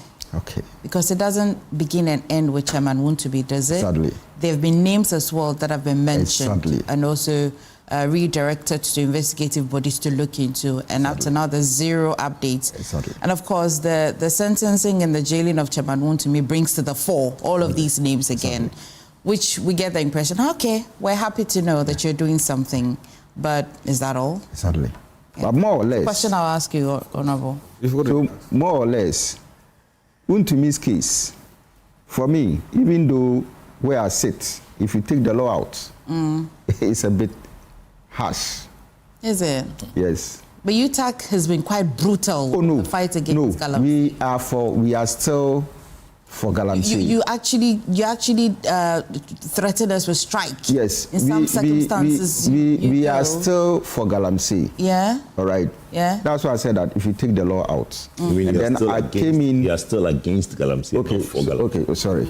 We are still against Galamsey. Now, that's why I brought in my personal, The law you have taken to put here is what I'm bringing back to that table for us to discuss. The law. How do you discuss the law gives you a sentence of a minimum of 15 years and a maximum of 25 5 years. Yes. Okay. Yes. So for me, that is okay. All right. Yes. But even if the judge was going to give, the middle had picked the middle ground. All right. I still probably was thinking that even if it had come to 15 years, because you need to consider his age too. On what grounds would she arrive at that conclusion? You are a lawyer, right? No, I'm not. You are not a lawyer yet. I'm not a lawyer at all. So, Doug, on what grounds, I'm just thinking, on what grounds would the judge, try to reduce it? Why? Because it is on each count. Yeah, so I think there were reasons why she decided to go for the 20 years. Yes. All right. Yes. Okay. So that reason, fine, it holds. The reason is grounded in law. Yes, it is also grounded in law. And I looked at all the, but the human face of it was also important, right? Or in law, they don't deal with human faces. I like to think so, but so you think that 15 would have been okay. Ideal. Now, based on the definition of the law. Based on the definition of the law. Okay. Yes. But you see, for me, it's a good case for the government to wake up. A good case setting an example for the law or the judges who are also dealing with similar cases to step up. All right. And again, the state attorney, okay, should also let us know that this is the direction we are going. Now, what it means is that if after Chairman Wontumi, we don't see any other thing, okay, then it becomes, as the MPP is saying, then there's some bit of political undertones in there, all right? Because certain high profile, if it becomes politics, then we also know of certain high profile, politicians under this government who have been mentioned, all right? Some of whom have been asked to face certain committees and investigations and all that, all right? So what happens to them? Okay, so if you are going to do a balanced scorecard, from a political perspective, then we are talking about equity, all right? But then I feel strongly that... But if you advance the theory and arguments of equity, it can be balanced. Equity cannot be balanced how? You get what you deserve. Oh, yes, I understand that. So if Wontumi deserves this, then equally other people deserve that. Based on their crime. That is where the equity comes in. All right. Okay. So that is where it is. But I want to believe that it is a step taken, but that step should be followed. And we should walk it the full mile. Okay. All right. Kojo? Yes. Good morning.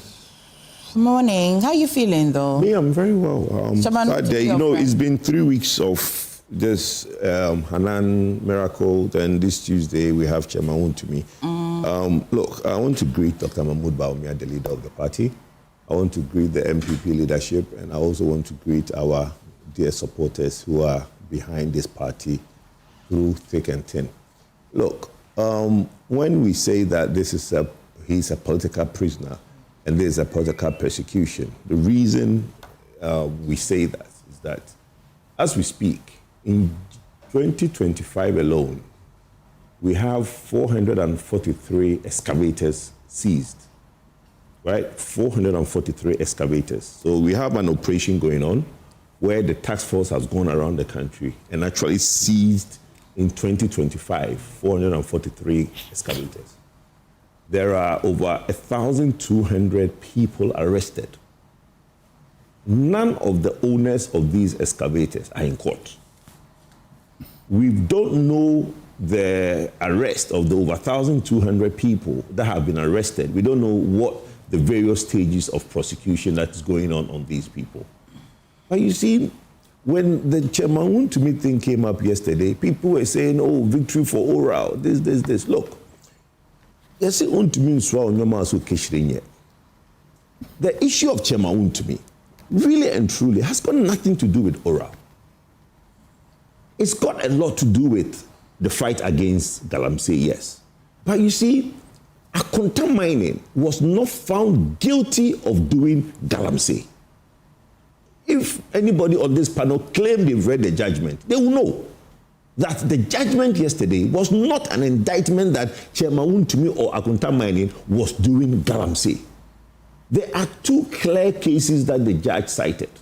The judge cited the Akonta Mining and Chairman Wontumi being a director not seeking the minister's approval. And two, when the person who Chairman Wontumi and Akonta Mining gave the concession to do reclamation, went and do something untoward, was arrested, and the law is that the person you gave it to did not have a license and you did not seek approval. The technical conviction of Akonta Mining and Chairman Wontumi is no means to say that Chairman Wontumi was caught doing Galamsey.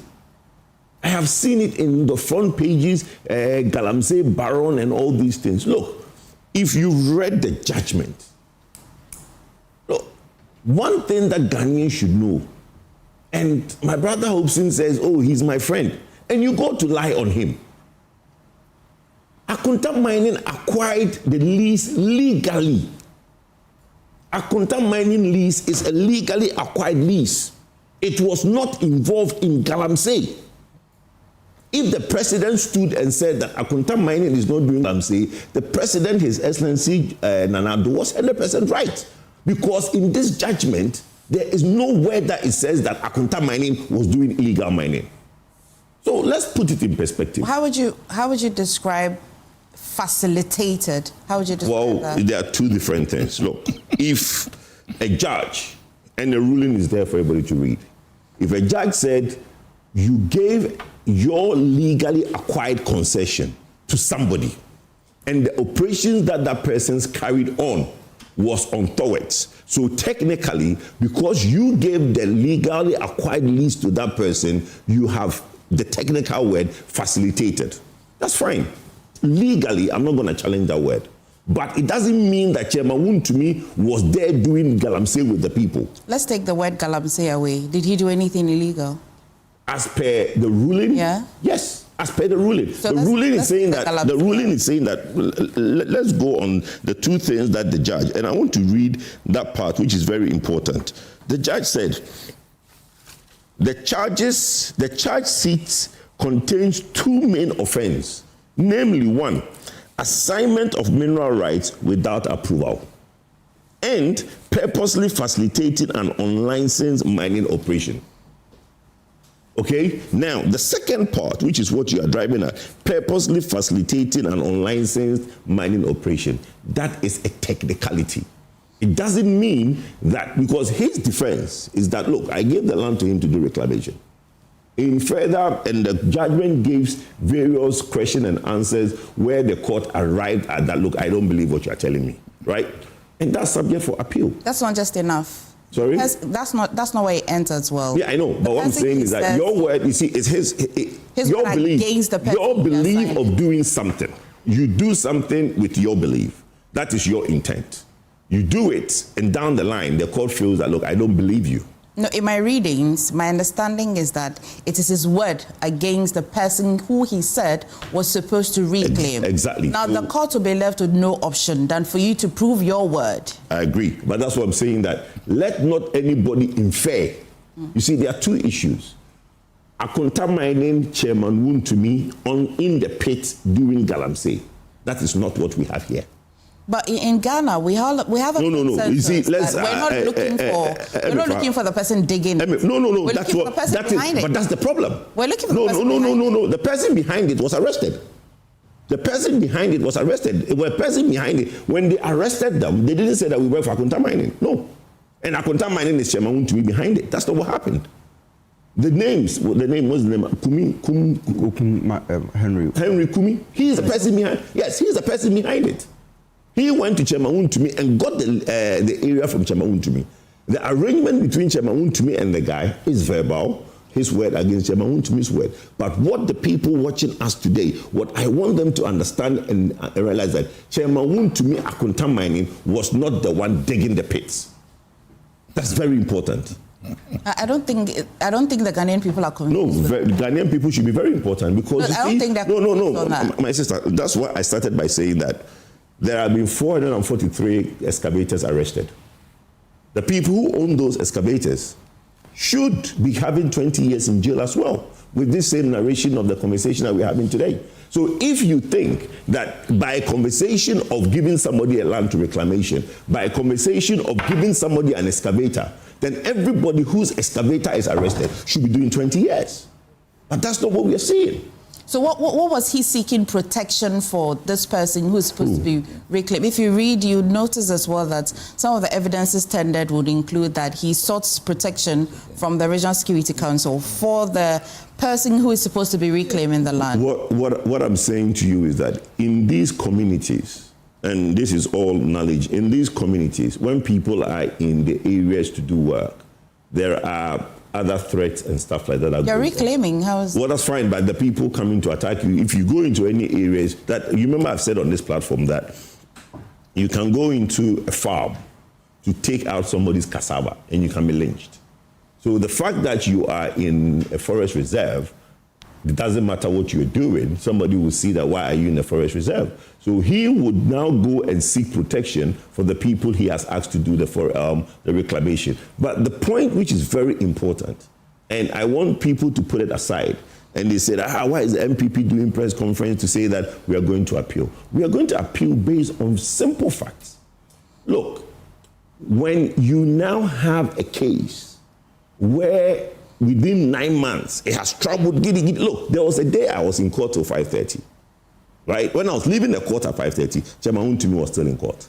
I think he left that day around 7 o'clock.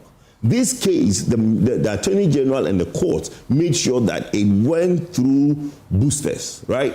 But where are the other cases? There's over 1,200 people that have been arrested. Where is those cases?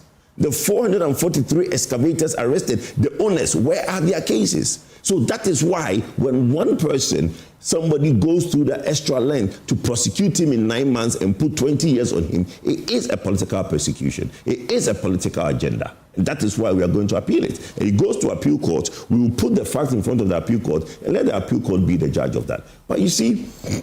So help me understand this. So the Attorney General takes a keen interest in this particular matter among all the other illegal mining, supposed illegal mining matters that we know.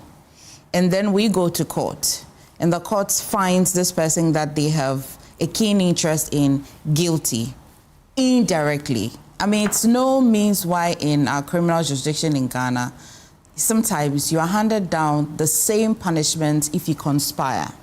If you are conspiracy, yes, to the main person who committed the crime, though you're not the one that was in the act. Yes. So our criminal jurisdiction goes to go and see the intent behind what you were doing. The motive. The motive, which I like to think is the reason why the judge says that I cannot find a direct link to you, but the matter, when I go beyond it indirectly, you've committed, you've performed, your actions now amount to this illegality. You're saying that even if they took a keen interest in him because he belongs to another political party. Yes, 100%.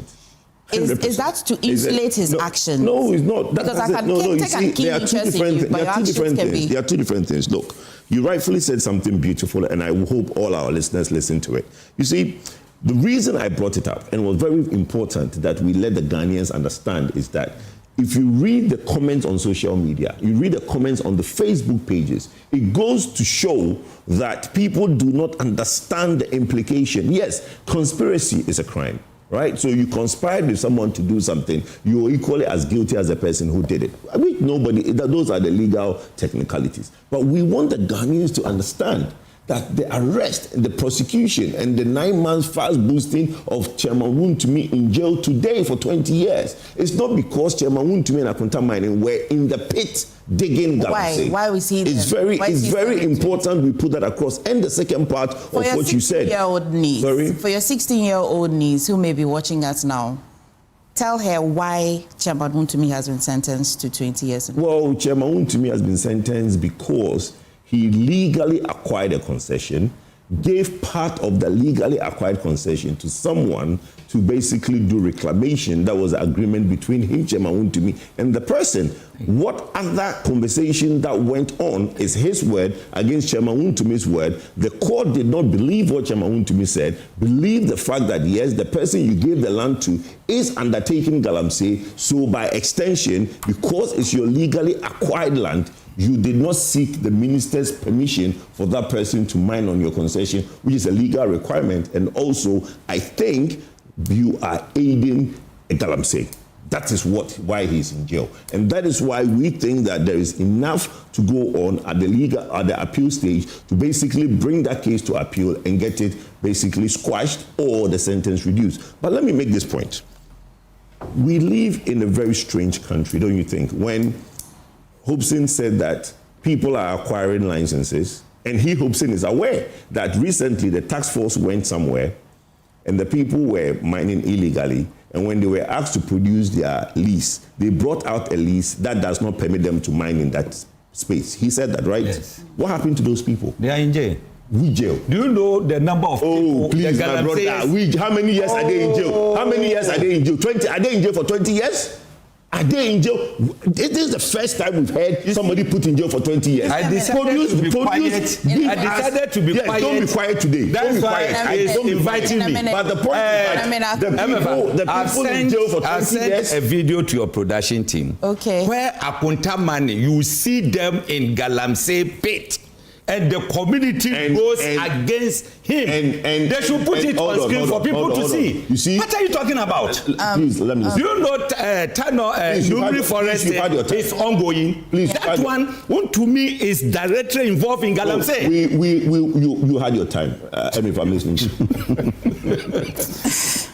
You see, the issue is that anybody should tell us if there are other cases or people serving 20 years in jail today. Good. That's the point I'm coming to. 20 years in jail. How many number of years do you think would be okay? Look, I am not. You see, look. You know why I believe in. You do the crime. You do the time. Look, me, I Kojo.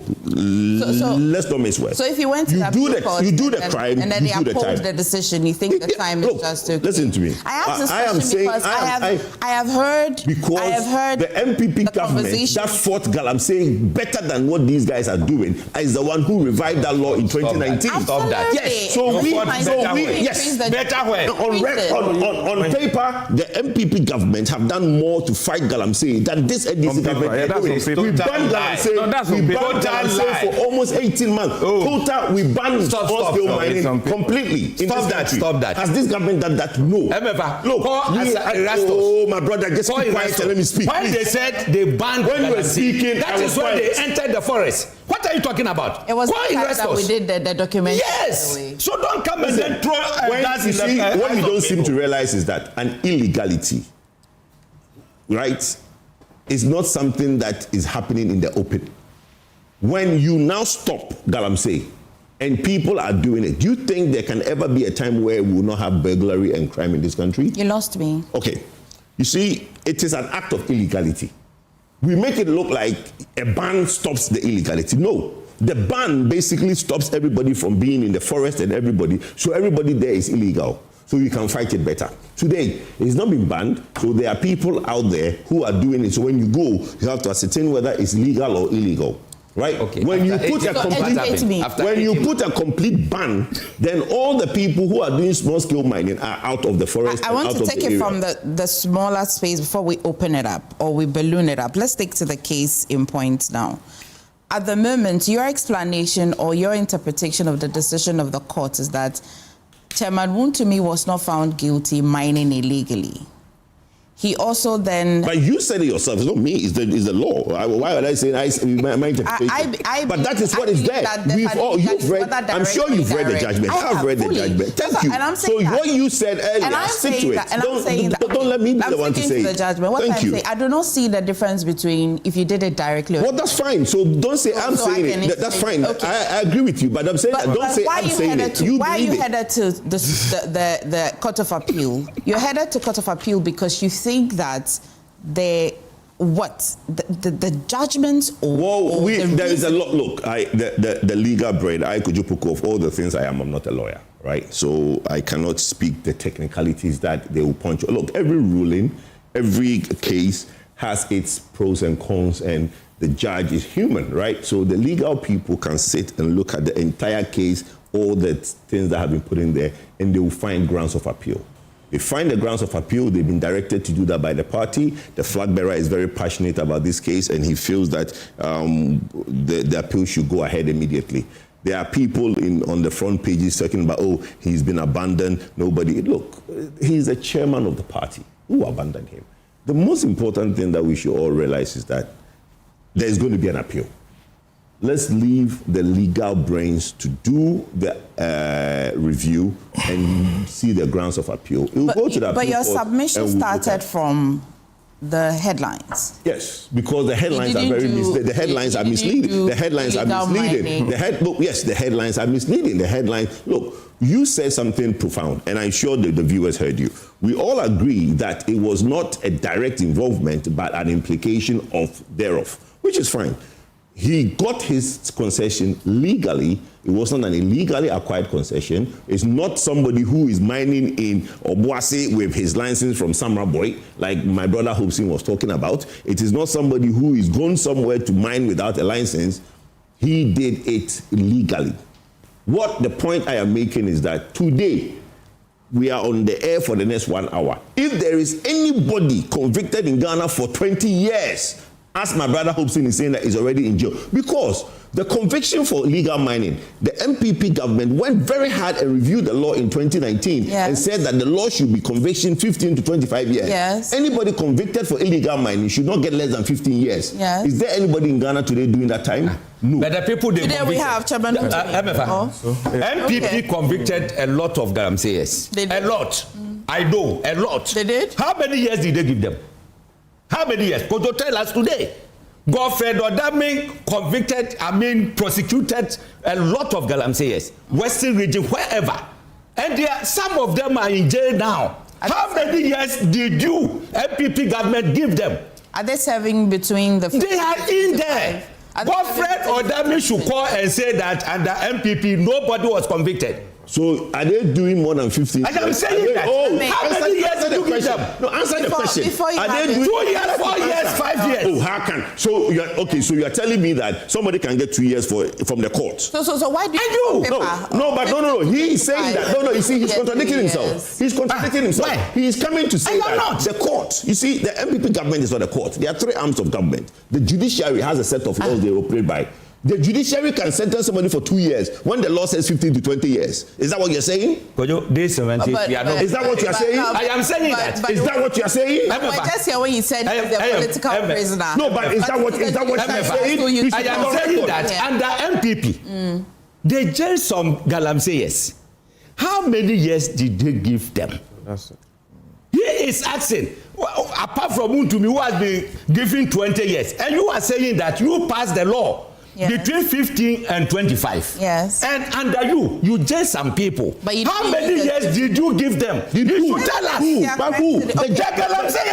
Hold on. The government, I want to hear the executive arm of government is not the judiciary. So your argument is built. No. Your argument is built. Stop using words to understand. I said your argument is built. Please, let's move on. Which argument is what? When you expose that, you try to do something.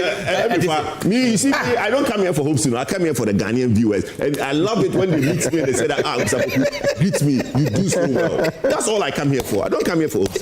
Please. Anyway, you see, when you lie and then we expose you, you should accept it. Okay. You should just accept it. You lied. My confusion, which I'm seeking clarity on, is that if we don't want to believe what is on the newspapers, as the MPP is saying that he's a political prisoner, what would they tell us he has been convicted for? That's right. That's a simple. But Emefa, you said it yourself. You profoundly said it. No. Why are you putting that question again? No, because I believe that for you to serve a term or for you to say that you have committed a crime, it doesn't have to be direct. There's a direct and indirect. Well, that's fine. So you've said it. So why are you asking that question again? That's how I wanted to know on what level are people going on. You must have not believed the indirect to want to seek an appeal, right? No, the appeal is not a political prisoner. No, we are not going to court to seek. We are not going to court to seek appeal because we think the political prisoner. The political prisoner case is to do with the sentence. It is the political prisoner. Look, there is a legal. Her ladyship gave a ruling. Yes. The legal she gave a roadmap. She gave a ruling. The legal brains, Frank Davis and his team, Gary Nimakun and all the big brains that we have. There's one thing that political parties are not scared of, are not scarce of, is good brains in law. They will look at the ruling, they will see where they can appeal, and they will appeal. We are not going to court to say that, we are appealing because we are not speaking legal words. No, but you are not. I just want to put it out there that the MPP is not going to court because... Indulge me. I'm saying that in very simple terms, your 60-year-old, we don't want her to believe that Wontumi was or has been sentenced because of illegal mining. No, he's made that. I've made that point. What has he been saying? No, but I have said that already. You can play that. All I want to correct is that don't let anybody think that MPP is going to court to say that our appeal is that he's a political prisoner or persecution. That's not why we are going to court. Let me hear. That's not why we are going to appeal. Okay. Honorable, surely you know that if somebody's case can be, because of the nature of our justice system, we've commonly used it as a grind slowly. But 9 months and how many days? 9 months and 7 days is definitely not grinding slowly for a matter that is as serious as that. We're interested in how the Attorney General consolidated everything he needed for the matter to go swiftly, quickly for us to get a judgment. And why are we not hearing an update from others who have equally been mentioned? Well, Emefa, let me say a very good morning to you and your wonderful team, my brothers on the panel here. Let me also extend the same greetings to your cherished viewers and also the people of Sisala East. May I, with your kind permission, use just a minute to appeal to some 3 communities in my constituency. You have Sakalo, Bande, and then Tembaka. These are brothers, and I think that there's a bit of unrest there. I will want to appeal to all of them to make sure that law takes the course of activities. Let's not, in any form or shape, cause harm to ourselves because we are governed by laws. And when we go contrary to the law will take its course. So I want to appeal. We are brothers. Let's make sure that peace prevails, and let's respect life, property, and all that. Yeah, Emefa, to come to your question, I will want to start by at least also making some few points regarding what Kojo and some other panelists have spoken about. And Kojo indicated per his opening vignette that what transpired does not necessarily mean that Akonta mining, or in this case, Wontumi, was physically there doing illegal mining. My understanding of this environment regarding mining I know that to be a highly regulated environment where you operate within the rules. Any other thing that goes contrary to the law should be referred to as illegal. And I think that there are restrictions. And the law, as per the act that we have established and amended in 2019, Section 3 of it, indicated clearly how things should be done, where the approval is required, who is supposed to give approval. And when you go contrary to that, before when we're dealing with Act 703, it was between 3 to 5 years as per punishment. But we felt that that was not biting enough. We moved it from, as a people, we felt that what was happening to our environment was an existential threat. To the extent that even all of us agreed that that place should be declared as what? A state of emergency. Is that not? Yeah. People proposed that people should go and shoot and kill. Yes. Because they believe that children are born without even what? Ears and eyes.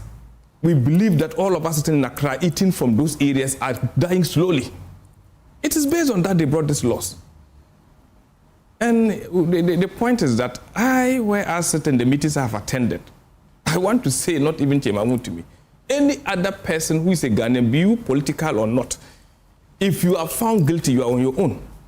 As for stealing, you can steal, but wait until you are caught. That's where you understand that laws operate. This is the law. And I've listened to lawyers after the judgment, and all of them said that the judge, Her Ladyship Audrey, painstakingly went through detail. Because this is not balance of probability as in civil cases. No, this is proven beyond reasonable doubt.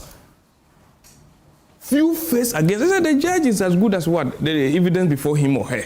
And so if you think that you have better evidence and you want to go further, that's your right. The Constitution still provides that. And I don't begrudge anybody with that. But what has happened didn't go outside the law. I listened to Ken Ashigbe, doctor. He said that he was preferring that they should give him 25 years. He said it boldly. And even the fine, he said it should have been 15,000 penalty units instead of the 10,000 penalty units. So people have different views in the same country based on the challenge facing us.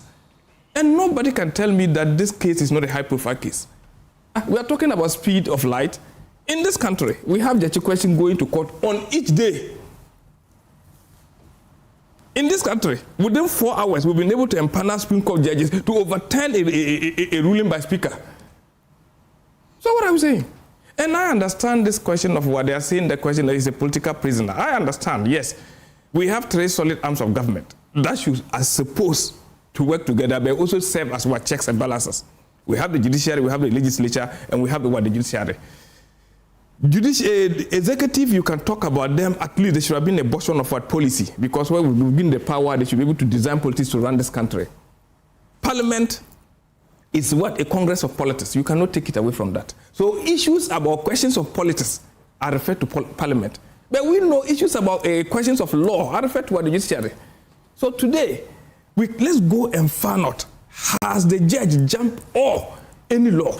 No, she has taken time to give, she gave every reason why this thing should happen. And I think that we should look at it. When we are going to appeal, it's our right. Let's go there. But we go on laws, because I've also listened to a lot of people who spoke in defense. They said that what happened, the instruction given was a verbal instruction. There was no deed.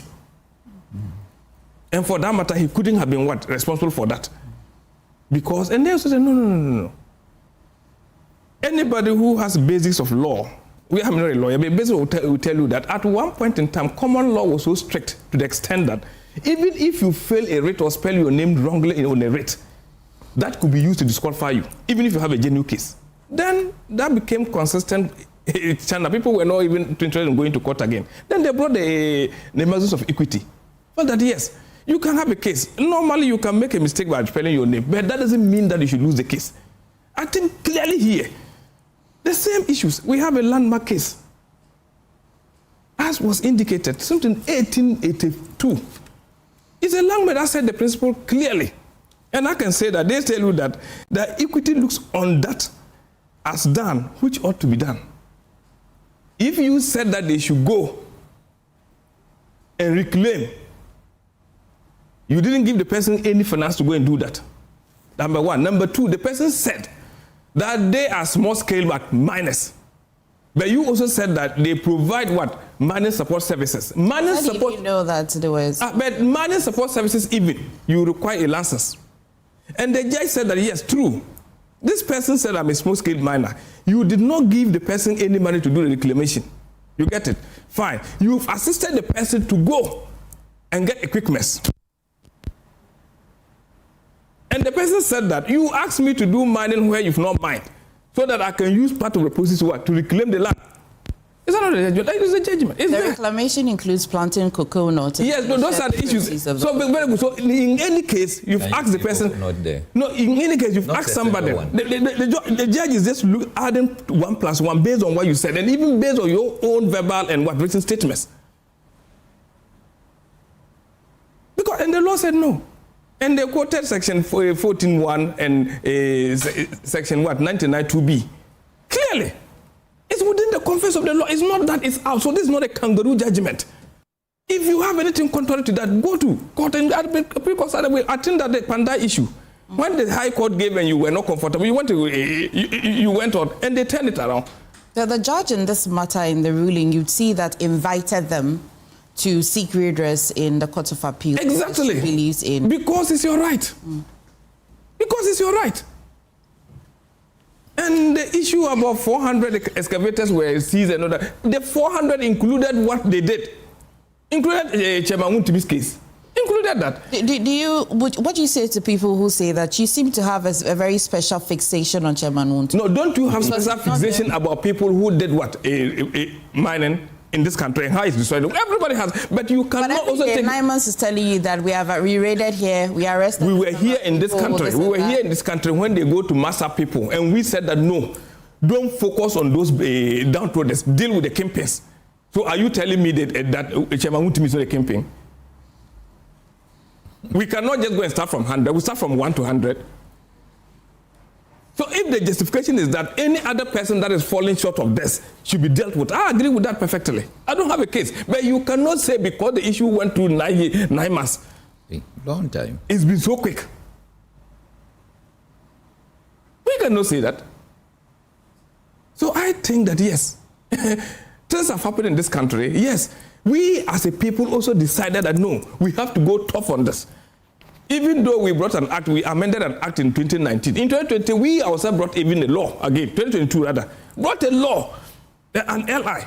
Is that 2462? Is that not it? That allow people to go and mine in forest reserve areas. This is how contradictory we are as a people. But that law did not allow people. It gives the president the power to decide who should go. And people went into. People went into. Before it was even a no-go area. But people went into. Why didn't call? They called a NDC. Within 90 days, they were calling it to repeal that act. When even it was amended, we here on this platform, we came and said, no, we don't want any amendment of Regulation 3. Take it off completely. So what about this person who has admitted to mining instead of reclamation, whether his word against the other? What should be happening? Why are we talking about only Chairman Wontumi? No, but the person, in the judgment, you read it. The person is at large. The person is at large. Okay. Yeah. No, it was the other person. Yes, it's at large. There were 3 people. Yes. Yes, it's at large. Is that not it? As part of his matter. But the point is that Chairman Wontumi's company, and even I think that they went beyond issues about what? The separate legal entity issues. Is that not it? The judge quoted even Solomon versus Solomon and gave instances. When it becomes necessary, we'll pierce through the veil and see who are the actual people. That is the point. Which she did. She did and found out that Chairman Wontumi inherently was operating a one-man business because it didn't have a public board and public limited liability company. Is that not it? Where you were acting as a lab, so they realized no. In all of this case, he indicated the judge gave instances. If you think her reasoning is wrong, challenge it legally. That's why they're going to court. So they are also in the court of public opinion. That's what they're doing before they go, because they've accused the Attorney General of that. And that's what exactly they are doing. To have called the court. That is the bottom of what our justice. They're a political party and they have the right to... But political party led by lawyers. That is why people will say, I've heard a statement like somebody will say that there are 3 different groups, like the minority group and the MPP group. What does that mean? But it's a matter of semantics. But for law, Emefa, you see, everyone has, it's just like noses, right? So the fact that someone in our field, the fact that someone has written a paper doesn't mean that you cannot equally write a paper with the same. I'm coming. I'm making my point. Yeah. So in law, the same article, the same what do you call it, clause, right? What you see out of it, the interpretations you make out of it, other people can equally. Doc, this point you are making, this is what you are making. What I'm saying is, interpretations of the law. When you go to court, there are processes for each of them. There are steps of the interpretation. What I'm saying is that the fact that we've seen judgments being made. Yeah, you can critic. No, I'm not talking about the criticism to it. I'm talking about the MPP going to court. Okay. So what I'm saying is that once judgment has come, the lawyers in MPP could still find reason why. Oh no! That's not even an issue. That is the only I think I even started by encouraging that. Was MPP party to the prosecution? No, they are instructing his No, I'm just asking. No, I am not party. So why are they going? I am even not. Wontumi can only instruct his lawyers to go for appeal, not the party. Well, his lawyer says, his former lawyer says that he already instructed. That's right. So where from the party? Kojo. And his former lawyer. Yes, I don't know what this man is. No, where from the party? Okay, where from the party? They are better discussion on the tribunal. Let's discuss. Oh, what is it? The tribunal is based on the tribunal. We are going to talk about every discussion is important. No, but we've moved on. We've not. Let's discuss that one. I don't want to. Kojo can't hear me. Tell him that I should keep quiet. You're sitting close to him. No, I can hear you, but I'm just saying let's move on. Let Honorable finish and let's move on to tribunal. If there's a question to ask, we'll ask. Don't worry. Yeah, so I decide what we've not talked about the MPP going to appeal. We've not talked. No, because that's what I was asking Kojo. It's not MPP that's going to. My dear, you know that I know that. Why are you engaging him on that? Yes, and let's stop. We're not going to sit there on this. I want to sit on this. This is a very sit and indulge him on what? I want to indulge everybody. Kojo should not be doing this here. I've told him. I've been telling him that when I'm sitting with him, he should not be doing that. What exactly? MPP General Secretary, together with the leadership, had a press conference. And they say MPP is going for appeal. Did they say that or not? Let's not look. We've made. No. I'm asking a question. But please, you see, is that a topic that we are discussing? It's number 2. Topic number 2. But MPP going for appeal. We'll discuss it. It's honorable done because if you give the floor, we'll discuss it. Are you done? I only respected. We cannot acceding why wouldn't you complain? Acceding to your promax. You were not talking. Even Dog took about. Dog only asked a question. Dog was ceding to your promax. No, how am I? If you want to cede to your promax, then let's move on. That's the way we went to do this. Don't worry. Honorable. I am your promax. Don't worry. I am your promax. Honorable. Did I say anything wrong? You know where you were headed. I think they refer to your notes. Dog even took me off my don't do that my line of thought. Yeah, but I think that where he landed, I think that nobody is restricting people from criticizing the judgment. But you do so according to what the laws of this country. And we set the laws for ourselves as a people. And I coming through the 59 page, even though I've not gone through everything, but also the summaries of it and also listening to people who are high-level lawyers who have looked at it, they realize that no, the judge did a detailed case. And I think that we must start from somewhere. I agree with the point that yes, if there's any other person who is found in this line of this, should be properly investigated and dealt with. Nobody should run away from that. And I said, where I sat and the meetings I have attended, they've made it clear if you are a government appointee, if you are into politics, and you decide that this is what you want to do, you are on your own. And examples are born with this President John Dramani Mahama, where his own suffered under him. We talked about Sedinam. We spoke. Sedinam came. He's in prison. So he's not going to take things lightly.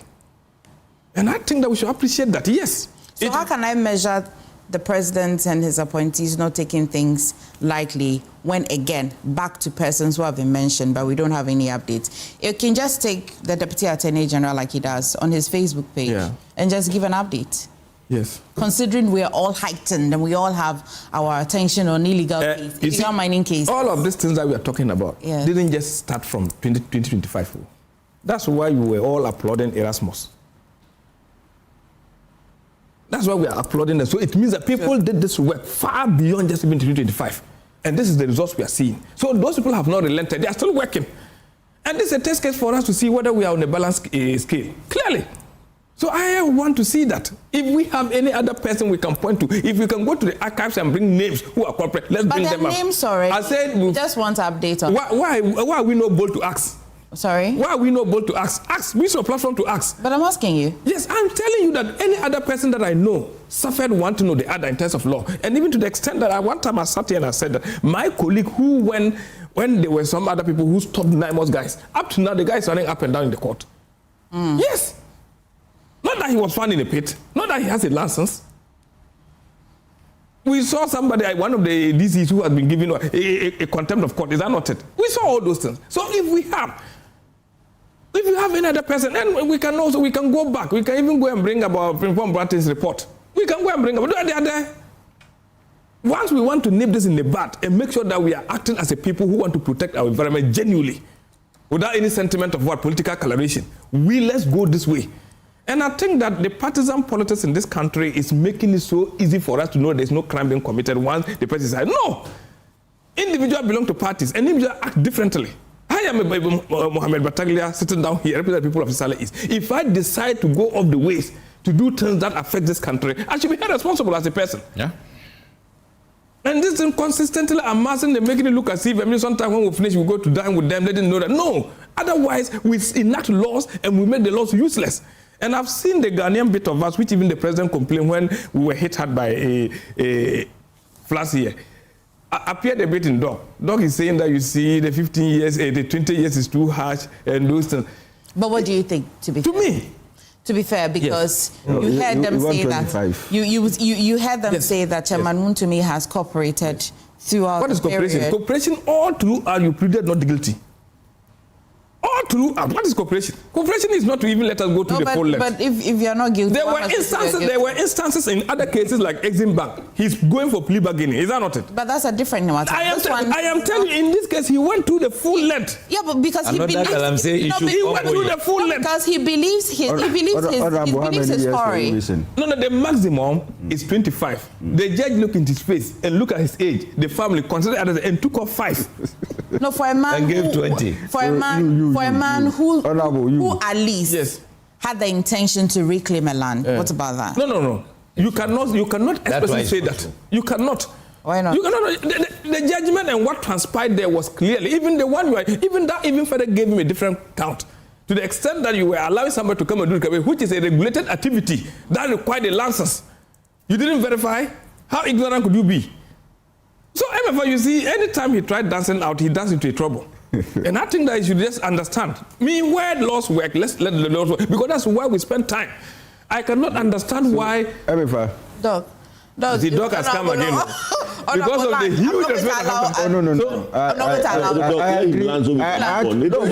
If you do that, he's going to continue. Let him land. You see, Kojo allowed you to even... Without you even... Honorable has made a lot of brilliant points. Yes. You understand? He has made a lot of brilliant points. Okay. You see, he has cajoled me like that.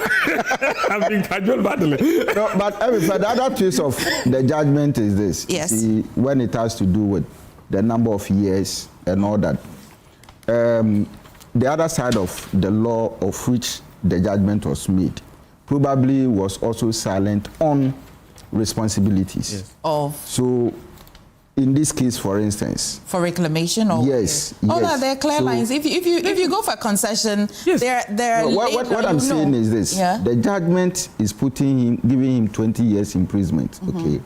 What about the other aspect of it of reclamation?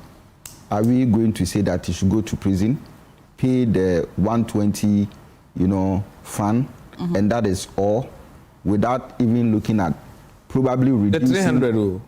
Yeah. 300. Because 180 plus 120 is 300. Yeah. Because of the veil of incorporation. Yes, right? yes, you are the one. So that's fine. So 300. Now, my point is that you are going to prison paying 300 and the land is still there. Why not probably reducing the sentence and then reducing the fine and, making him take responsibility to reclaim the land? Is this the gap Yes, it's a gap. You might never even... You are looking at, he's pointing out to the gap. No, but the point, we even established a law recently, the community service law. But it was not applied. Well, the moment it has not started ruling out yet. When they eventually set up the secretary and everything, maybe subsequently they might even ask them to go and work at the reclamation point. I don't know. So they had liberty. You might never know. They had liberty. You might never know. So let's wait until then. No. So when it is pronounced, okay, as part of the judgment, Dr. Titu. Then we are Doctor, I can see the Ghanaian part of it. So let's look at Dr. Titu. You can't issue a statement on this Galamsey thing, and you are here. Your members will be annoyed with you. No, but what are you saying? No, what are you saying? No. Your members will be annoyed with you. No. I've not said anything wrong for my members to be angry with me. No, they are seeing too much humanitarian aspect of you today. No, I'm not humanitarian at all. When you was calling for a state of emergency, I was part of the group. To be fair, that came up with that honorable to land finally. Honorable is taxing so I am not ignorant of what I and my group. I am not saying you are ignorant. I'm saying the statement you are making, your people will be angry. No, to me, not at all. I think that this is a time we are putting our laws to test. And when we set up laws, we should understand the consequences. I've always told somebody. Doc, so my question, why most of the Ghanaian people are confused? I think I have to go for further studies. He's calling me Doc. I don't want GTech to come and warn me here. My question is that, must it take this conversation for you to give me an update on who is walking back and forth to court? No. Everybody has mandate. Chairman Wontumi acted beyond his mandate by assigning a right, which he has not. So I don't have that mandate. As much as I'm interested I don't have that mandate. I don't have that mandate here. Sitting as a parliamentarian who is not representing any other people. I'm just representing people of Sisala East. So I cannot be giving out information that I'm not privy to. But I'm saying and so that's it. No, but you agree when the MPP then comes up to say that why are you fixated on one person? No, we are not fixated. No. Like the way politicians who always are like, Kojo remembered very well 400. I can't forget. No, and I'm asking. I get to read we are on this table. I don't have. We are on this table. Do you remember President directed Attorney General to go into Frimpong Boateng's report? Yes. Do you remember? Yes, I don't have. So it's not only Wontumi. No, I am just making a case. Do you know why, Director? Do you know my concern? No. My concern is that when even you file, in the process of chasing the matter, when the Attorney Generals go to court, the little update, we're given the update. It settles us as Ghanaians. That's right. For us not to be having this conversation, for the MPP to think that it is indeed political... Wait until another high-profile case comes up. No, why? Why must it be a high-profile case? Some of the cases they don't even pay attention because of the people involved. It's a fact. In this country, some time passed. About 100 Chinese. Give us any update on anybody on Galamsey. Any update? I'll give you the update. Any update on Galamsey? I'll give you on somebody caught on Galamsey. The update. Over 1,200 people. The update I'm going to give you is that this time around, with the leadership of President John Dramani Mahama, the days where we arrest hundreds of white Chinese people and we don't know what to do with them, we can only repatriate them. It's gone. But the 1,200 are not Ghanaians. But they are not Ghanaians.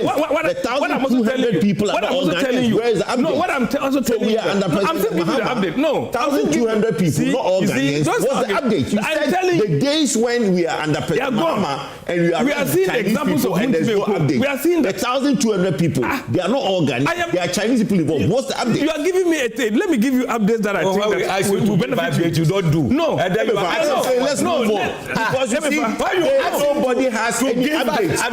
Because we can go and check the court. Yes. Right? And then the High Court. Yes. I don't know if there are circuit court cases, which I don't think there should be. Yes. But we can go to the High Court records. Right?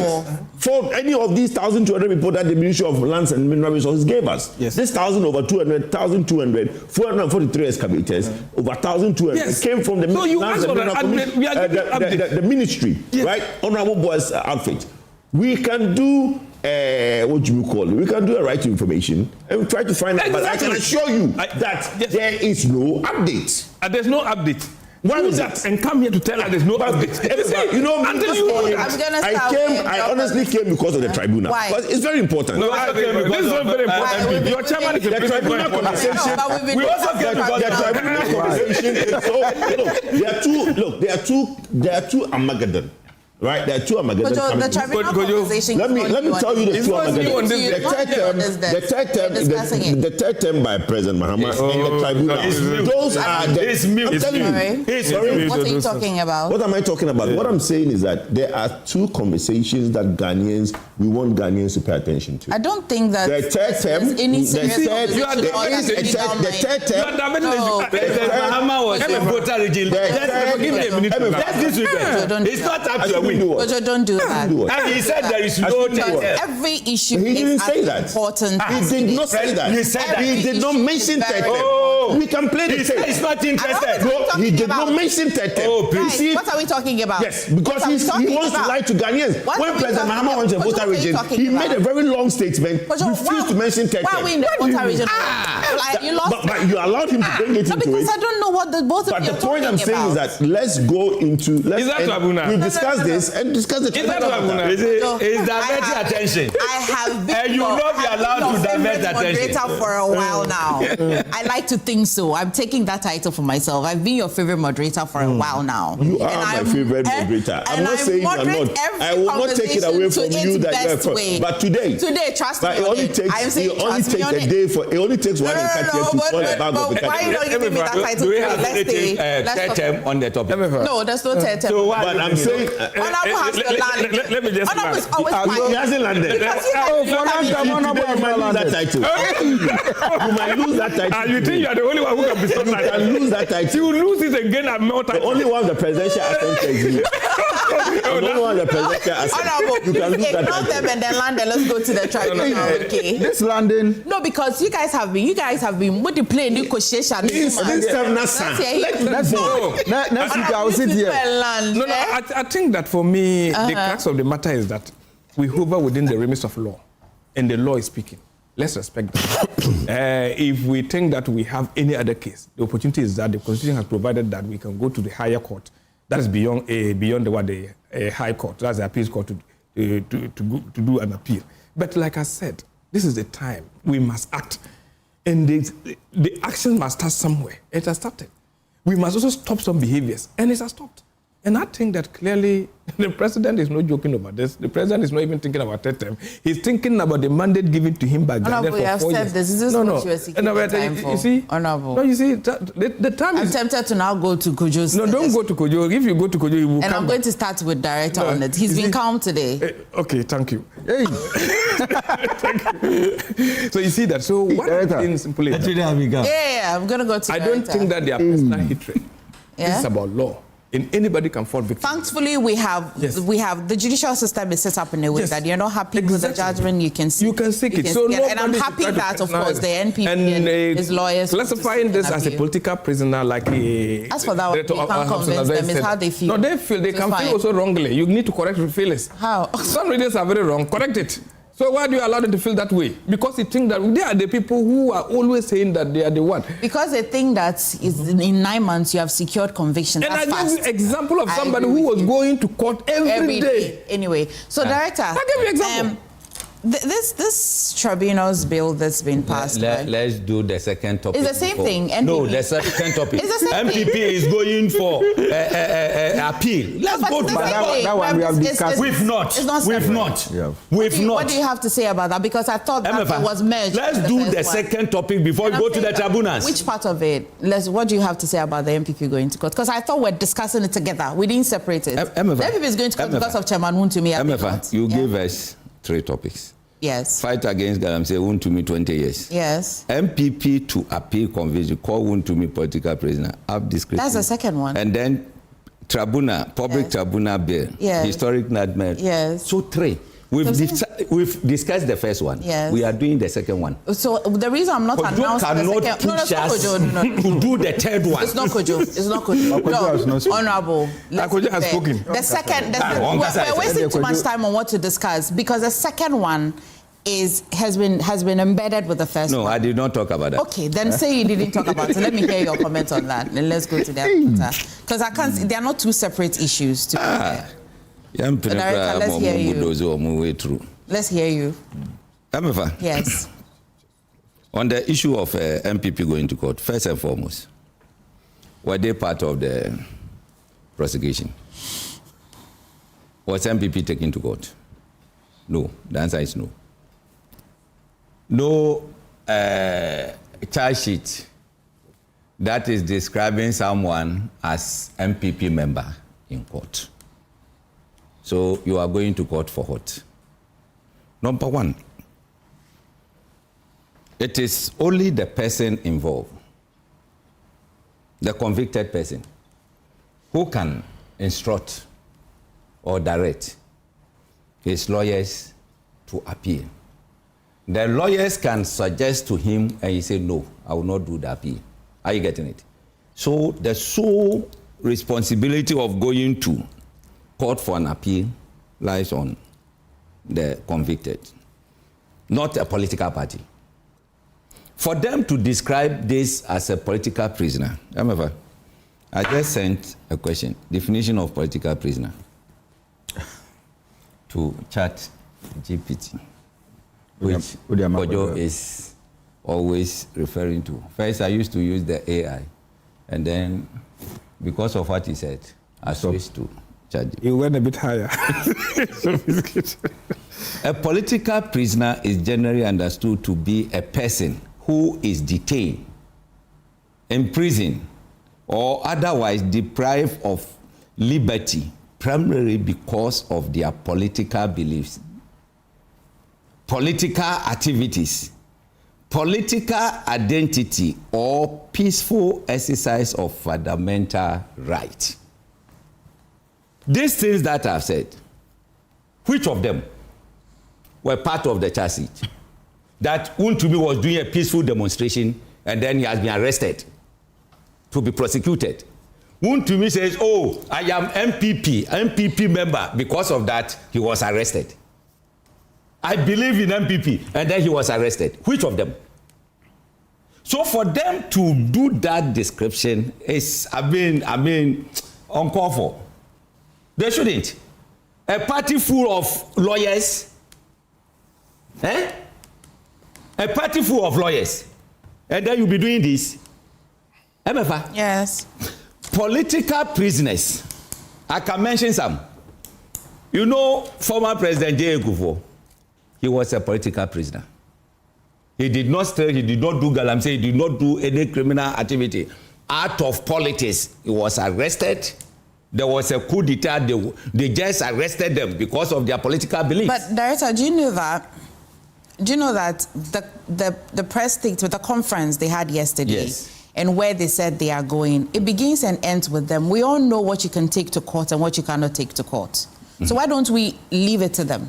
We will not leave it to them. No, but the consequences on them. We will not. Did you understand what I mean? When there was this election petition, the first one, 2013, political party joined, other people, we had this amicus, whatever, and it delayed the court. So 2020, 21, when they went to court again, Supreme Court took a decision that if you are not party to it, don't venture, don't come close. Okay. So it's the petitioner and then the two defendants. They were there. Are you getting it? We have only 10 minutes actually. Okay. So what I'm saying is that for them to say they are going for appeal is non-starter. When they come, the Supreme, the Court of Appeal should throw them out. If it's not from Wontumi's lawyer, and then MPP is directing that, they should not agree to. I like to think there are ways in which, there are specific ways with which you can go to the Court of Appeal, and they are lawyers, and then they know. But anyway, Doc, have you seen a portion or the reason behind? Start with him? Oh, now he's had a bit of time. He needs to breathe. Let me come to you on the tribunal bill. Wait me, are you? Oh, and you're Dog, mommy, to you. If there's one time, let me take it. Oh, no, I have a lot to say. Yes, let me hear you. Kojo, I have a lot to say. Let me hear you. You know, on Monday, over the weekend, the flag bearer of the MPP issued a statement on this tribunal matter. It's a statement that is worrying Ghanaians, that the TUC have had a need to issue a press statement. There is a history in this country when it comes to tribunals. The Constitution Review Committee had a cause to make a statement that we should take it out of our Constitution. I don't know what the intent, I don't know what the hidden agenda is that the Attorney General took a bill to Parliament and rushed it through Parliament. I have no idea why somebody thinks that we have an existing judicial system. The Circuit Court, the High Court, the Appeal Court, and the Supreme Court. We are finding difficulty in finding resources to resource the number of circuit courts in this country. The Circuit Court only had one judge. It has a magistrate that sits. People think that, oh no, we should bring in tribunals and tribunals can assist, blah, blah, blah, blah, blah. Tribunals have 3 people to panel. They have 3 panel. You cannot resource one person to sit in a circuit court, but you are proposing to have 3 people that you think you can resource. Meanwhile, you're talking about limited resources. How does that, if it's not for the mischief and for the hidden agenda, why are we pushing tribunals? Let me in on the hidden agenda. Yeah. The hidden agenda is the 2, because when you look at the empaneling of a tribunal, it's only the chairman of the tribunal that has to be an equivalent or qualification of a high court judge. The 2 can be anybody. Mm-hmm. It can be party apparatchiks. It can be party supporters, right? And that is where they would now come in with what we've seen for the last 3 weeks. Every day I have come here, we have to discuss what? 3 weeks ago, we discussed Hanan. 2 weeks ago, we discussed Miracle. Today, we are discussing Chairman Wontumi. What next if we have tribunals in the various districts and regions and we have people homing in on our party supporters with these tribunals? And bear in mind, it cannot deal with civil cases. Majority of cases in our court are civil cases. What is choking the court are civil cases. So tribunals can only deal with criminal cases. So what's the challenge? Because it's still the power for Parliament to still constitute tribunals still exists in the. Well, but that's what I'm saying. That when the Constitution Committee recommended its change, they only recommended. Why? Yes, I agree. But hold on. Yes, there are recommendations. What I'm saying is that what the rush is to now all of a sudden rush tribunals in. It's a good question I want to ask. So let me land on the matter. So Ghanaians watching us today, let's all just basically come up and know that there is a thing going on in this country, and there is something that you need to go and read history. What happened from 82 to 1990, the tribunals that happened in the early 80s, the tribunals that happened in this country, and it's not a good thing. My parents, some of them went to tribunals and they didn't come out again. So the point I'm trying to put across is this. Let's not bring back ill memory. Let's not bring back things that Ghanaians do not want. If it's justice you want, circuit courts will do just that.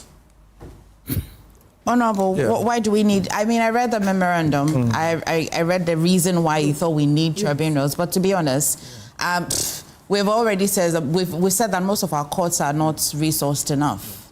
Why do we need it? Why are you going to spend money to start a new one? You see, now the question is whether it's necessary or it's not necessary. The question is whether it's necessary. Because I appreciate that it exists in the Constitution. If you appreciate that, then I think that is my question. Because what we are doing, or the law being enacted as per the mandate given to Parliament, we know the process of making law as per Article 106. And in the Constitution, Article 142, it's clearly stated the establishment of original tribunals and how those tribunals should be established and structured to operate. So I don't know where the fear is. Where do you think the fear is coming? I don't know where the fear is. Maybe they have some shadows that I don't know. Like the way he cannot pinpoint the hidden agenda. No, I cannot also. But I told the hidden agenda. The hidden agenda is that there are 3 people that are empaneled to go on the tribunal. Yes. One is the only one that there is a qualification. The other 2 can be part of. Is that speculation? No, it's not. We have seen, even with circuit courts, we've seen the animal court, we see the animal farm ruling, right? Even in circuit courts. Which now you're inviting me to indulge a bit, which means that even the court that is presided by a competent judge, I even wanted to say that. No, but also, you see, what I'm saying is that we have a system. Yes. Right? That has challenges. Let's deal with it. You are giving her why introduce more complications? No. But when he makes a point that we can never agree on this. But I'm saying why are we introducing more challenges? But I'm asking him. Yes, why introducing more challenges? To answer. No, if you are more challenges, there are two different forms of challenges here in this country. Okay. We are told somebody will just go and pick a branch of what? A bunch of what? Plantain. And can be on remand for about 4 years. Okay. We are told issues about people. We are talking about sanitation laws where the indiscipline is causing us flooding in this country. We've indicated that. There are many other avenues. Why are you not thinking about that? Land cases that are running around for almost about 10 years just to get it done. But that's civil. That doesn't go to no, let me say, some of them land are criminal. Cases are civil. Some of them are criminal. How is that criminal? It depends on how which land case is criminal. What I say? Which land case is criminal? Give me one example of which is criminal. Let me tell you. Which land case is criminal? So if you take someone's land, if you take someone's land unlawfully, it's criminal. And then you report to the police and then arrest you. You see, like you say it's a civil, and that's criminal. You say it's a civil matter. Honorable, don't indulge. I'm listening. If he's talking in his microphone is regulated. Very good. So the point is that I am saying that we have myriad of cases that are keeping people in our prison. We are told that our prisons are choked to the extent that some other lawyers are even taking it upon themselves to do pro bono. Well, what is unique about this new tribunal? I don't know what would be unique about it. It is about offenses of law. No, it's not a kangaroo system that they can catch somebody and go and put it. It's about law. What would they do that the existing courts At least it will ease. This is what they are saying, that no. The point is that let's get one person who is a lawyer, be the chairman, and 2 other people. It can be congested on the panel. And when you come, why do you have fear? Because the same way we operate in parliament, because if you go beyond the plenary, we go to committees, and it's bipartisan.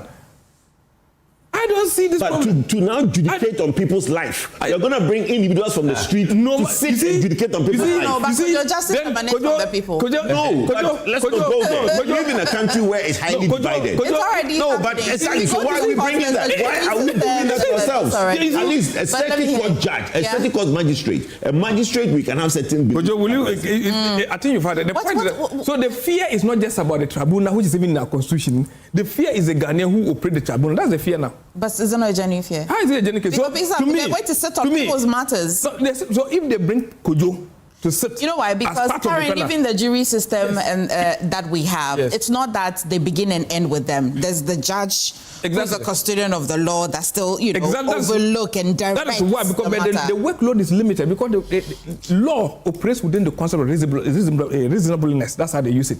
Because the law should operate said that the ordinary person working in the streets should be able to understand and interpret it. So we feel that no, the constitution in but do you think we're well adequate enough? Are we equipped enough in understanding the law for us to constitute people in the tribunals to sit on matters? 1992 constitution operating over 3 decades. It's not just been formed by lawyers.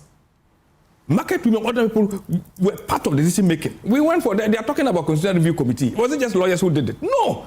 So I keep saying this point, arguable though. They say law, to me, it's value neutral. It's like an empty bottle. It is your aspirations you fill in there, agree to it, and it works. So give me a pictorial, give me a picture of how it will look. For example, we wake up today, the tribunal can be sitting on a matter. Yes. The circuit court as well can be sitting on a matter. Yes. Like on a normal day. Yes. Like things can be happening. Keep them happening, because the matters even that are choked at the circuit court, there are more. What do you think is the genuine fear of the minority in parliament? Maybe they know. No, of course. I don't know that. But the people I don't know that because I don't know. But the truth of the matter is so that I can also say without any fear of doubt or fear that if there's any witch, let's hand them. But not using it. English, please. I don't understand. No, but they say it's more like a witch hunting thing. That's what I'm getting the. So if there's any witch, if there's a witch, let's hand the witches so that we can all be at peace. And I'm telling you that let me make this point. Let me make this point. Even me as a member of parliament, this law has been passed. Oh no, we've just approved the law, waiting for the president as in 2026. The law that is affecting Wontumi was passed in 2019. What were the challenges we faced historically? Historically, those times you cannot tell us that where we emanated from and today where we are, you cannot be comparing the two. Okay. It's just like putting Rwanda when they had the genocide. That's a fair and today's Rwanda. You cannot be saying that? That's a fair point. Don't you think Rwanda have put things in place that will stop Rwanda from going back? Because it's a reward. You are coming back. Rwanda will put things in place. No, it's a reward. You are going back to the early 80s when we have tribunal. What happened yesterday? Was it early 80s? Position on the tribunals. What's that? Why are you going back to him? He said that's one thing to say. Talk to doctor. Why? He said he doesn't. He said on this panel he doesn't have anything to say. No, he used his time. No. He said he was he used his time to discuss. We told you let's not talk tribunal. Now we're talking tribunal. I came to talk, and he didn't want to speak at the time. And he wanted. So I want to decide. And Hobson wanted to speak. I want to hear Hobson. I wanted you might lose that idea. All the three topics to be dealt with. We'll give you more. So, however, yes. When you read Exodus 22:18, you see why we needed Biblica. It said, "Thou shalt not suffer a witch to live." People may put it in the simple term: "Suffer not a witch to live." Are you getting it? So, if they are witches, let's hand them. Them. Are you getting it? But now, using law in the first place, I'm coming. But we don't hunt witches in our courts. Huh? We don't hunt witches in our courts. No, they are saying it. They say it's a witch hunt. If it is a witch hunt and there are witches, let's hunt them. That's all. Okay. It's not about court issue. Emefa, you remember 1992, the Consultative Assembly, to put 1992 Constitution together. Yes. That time, MPP started like a Buzia Club those days. When they were invited, they boycotted it. They said they cannot be part of a constitution where farmers, tomato sellers, and shoemakers are drawing, so they will not be part of it. So they didn't take part in 1992 Constitution. I'm saying this here on authority. Anybody should challenge me here that is not true. So they did not take part. And the shoemakers and tomato sellers prepared the constitution for us. And if work with it for over 30 years. Are you getting it? Now, in this same constitution, Article 142, as Honorable said, we have the tribunals in. Tribunals were working until J. Gufo came to power, where they legislate to take the district ones out and then left the regional tribunals. If were something bad, they could have taken everything out. True of us. So why do they leave it? And now they want to be operationalized. And then you come back and say, what? You are not going to agree? How? However, do you remember the party in government that's established fast-track high court? Do you remember? NDC. NDC established fast-track high court. Who are the people who suffered the fast-track high court? Is it not NDC people? Dana Gudapi was jailed through fast-track. Fast-track high court. Fast-track high court was introduced by the NPP, not the NDC. It's not true. What year was the fast-track? It's not true. What year? What year did the fast-track high court institute? What year? Just name the year and we'll move on. Emefa. What year? Yes. NDC was not. When did the fast-track high court be instituted? It's MPP. Ladi, your own. No, tell us what year. Tell us what year. Everybody in Ghana knows when fast-track high court. Yeah, to target somebody. President Akufo-Addo who started fast-track. To target somebody. The fast-track high court division in Ghana was introduced in March 2001 under the leadership of Justice Edward Kwame Redu, to automate procedures and expedite cases using information technology. Wait. And in wait there. To automate procedures. Yes. So what took Victor Salome to court? No, but when was correct yourself. Take your time. Take your time. Take your time. Yes. We are talking about court automation. You don't give credit. And good morning, Your Excellency. President Akufo, don't take anything away from that man. 2001 was who was president in 2001. You can't say NDC start fast-track high court. Stop that. But you can just say it. No, but he should admit those things. He should stop miseducating. If I was not here, you know, I corrected him that NDC fast-track high court. Kojo is something else. No, but you are something else. I am saying that you misspoke. NDC passed the law for establishing fast-track. They did not establish the fast-track high court. Please stop that. Stop that. Someone was prosecuted for automation of our court system. Who was that? One NDC man. Nobody knows anything. President Akufo established fast track high court. That's the record. Let's move on. Emefa. Yes. I am saying that NDC passed the law to establish fast track high court. What year was the law passed? In the year 2000. So Akufo came and then implemented it. Let's move on. Are you getting it? Now, because he came to implement it, you see, that fast track court, they were to do automation. Are you getting it? And Victor Salome also, they said the money he did not install the equipment and other things. That's why he was prosecuted. No, Victor Salome was for misquoting. Stop. Do you prosecute only on one case? Victor Salome was it only on one case? Misquoting. Please. Was it only on one case? Stop it. Oh, please stop what you are doing. Emefa. If always you throw that, then you why we can't do this? Victor Salome went to prison. The counts. He went to prison. Only on one. Hold on. The case that took Victor Salome, Abadapi, Adams to jail, that case was a misquoting case. Let's educate. So the court automation. Who was in charge? Bro, who was in charge? If you have a case to please stop what you are doing. As far as stop it. I'll never allow you to lie to the Ghanaians. Stop it. Because I have a good memory. Always you say this. But I'm exposing you. But you are the lie. You are the one lying. You are exposing who? You are exposing who? Make your submission when you lie without Ghanaians. Exactly, but it's very important. Very important. He was going to give fast track high court to the NDC. You are always the NDC member. I don't know why they brought you to MP. Let's do this reasoning.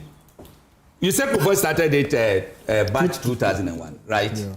When did the law go to Parliament to be passed to start March 2001? I mean, sure. When we are talking 2001, it means that it's not about shouting competitions. It's not shouting competition. How can that be? You can play back what he said.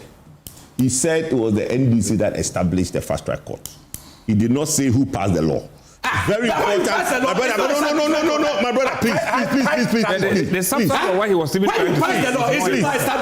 Please. What are you talking about? Single spine. Who implemented single spine? Victor Salome, former Deputy Minister of Finance during the Rawlings administration, was sentenced to prison in December 2001 by the Fast Track High Court. He was convicted on charges including conspiracy to cause financial loss to the state, causing financial loss to the state, and defrauding by false pretense. Now, the case centered around authorization payments totaling 1,297,500 made to Dr. Frederick Owusu-Boadu. Salome falsely represented that these funds were meant for consultancy services provided under a court computerization project. In reality, no contract existed between LEEBD and the Ministry of the Ministry of Finance and Ministry of Justice and those services. And the work had actually been performed by another. You were here shouting. Hold on. What's my face? You see your face? I need to get the original court document because we don't come here just to shout. My brother, listen to me. But that's not what we're discussing. Move on. So I want to still make it that NDC passed the law to establish fast track high court, and they suffered. When power change and MPP came, they implemented it. And Victor Salome, 2001, he was sent to court. By the end of 2001, he was jailed. Dan Agudapi went through it. Kwame Pepra went through it. Chachuchi Kata went through it. Ibrahim Adam went through it. All of them. Are you getting it? So setting up tribunal doesn't mean that it's purposely to target someone. When they were setting up the passing the law, were they targeting MPP people? Because as at that time, none of them have been in government before. Are you getting it? But because they want good governance, let's do something that can, check everybody who will serve in the public office. And it went against them. So I don't see the fear that they are just espousing that, this tribunal is going to do this, that, and that. In that case, J.J. Rawlings that you are accusing of these tribunals in 80s and other things. 1992, he became a civilian president. From 1993 January till January 6, 2001, did you hear anybody being sentenced through kangaroo court or whatever? Did you see that? So after 30 years, and you are here just to pollute the minds of people that the tribunal will not be anything good. Look, Emefa, when you go to the High Court Congress, you know, because of the cases, the pile of the cases, Chief Justice has decided to create afternoon court. And this afternoon court, a lot of judges from Court of Appeal sit there. In the morning, they will be sitting, and then afternoon, they will come back and be doing this afternoon court and other things. Are you getting it? Something that needs to be dealt in Ada, just this in, then they will carry it to Accra. Something that needs to be dealt in Sege, they carry it to Accra. So this tribunal is going to cure that. Now, when you look at the tribunal system, it's not something that maybe president can sit in his office and then do that. It's Chief Justice who is going to engineer all these things. Whoever is appointed as the chairperson of the tribunal, that person should qualify to be a high court judge. So it means that that person is already a lawyer or a judge. Now, the other members, they are going to appoint experts.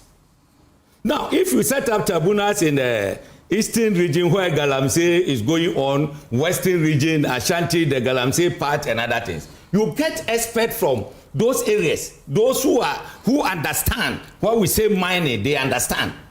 Those are the people they are going to appoint to help the judge to determine cases. When we are talking about, fisheries and other things, how can you bring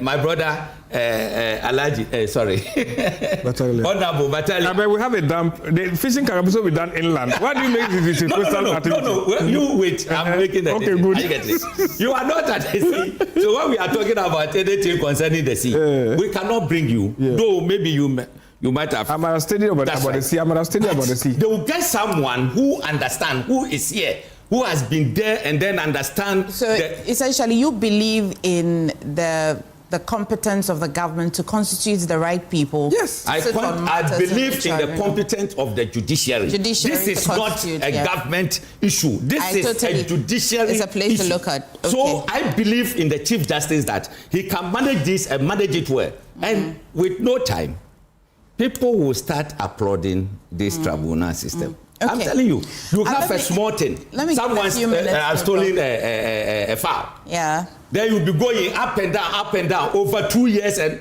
whilst tribunals can settle this within the shortest possible time. Let me give the few minutes to Doc. And in my further readings and checking, it seems to me the fast track high court, still as conceptualized by the then Chief Justice, that Chief Justice was still appointed by President Akufo. That's right. And still the year that's coming up is 2001. So I still would like to state there for now that so much you cannot go to Parliament and pass law and start March.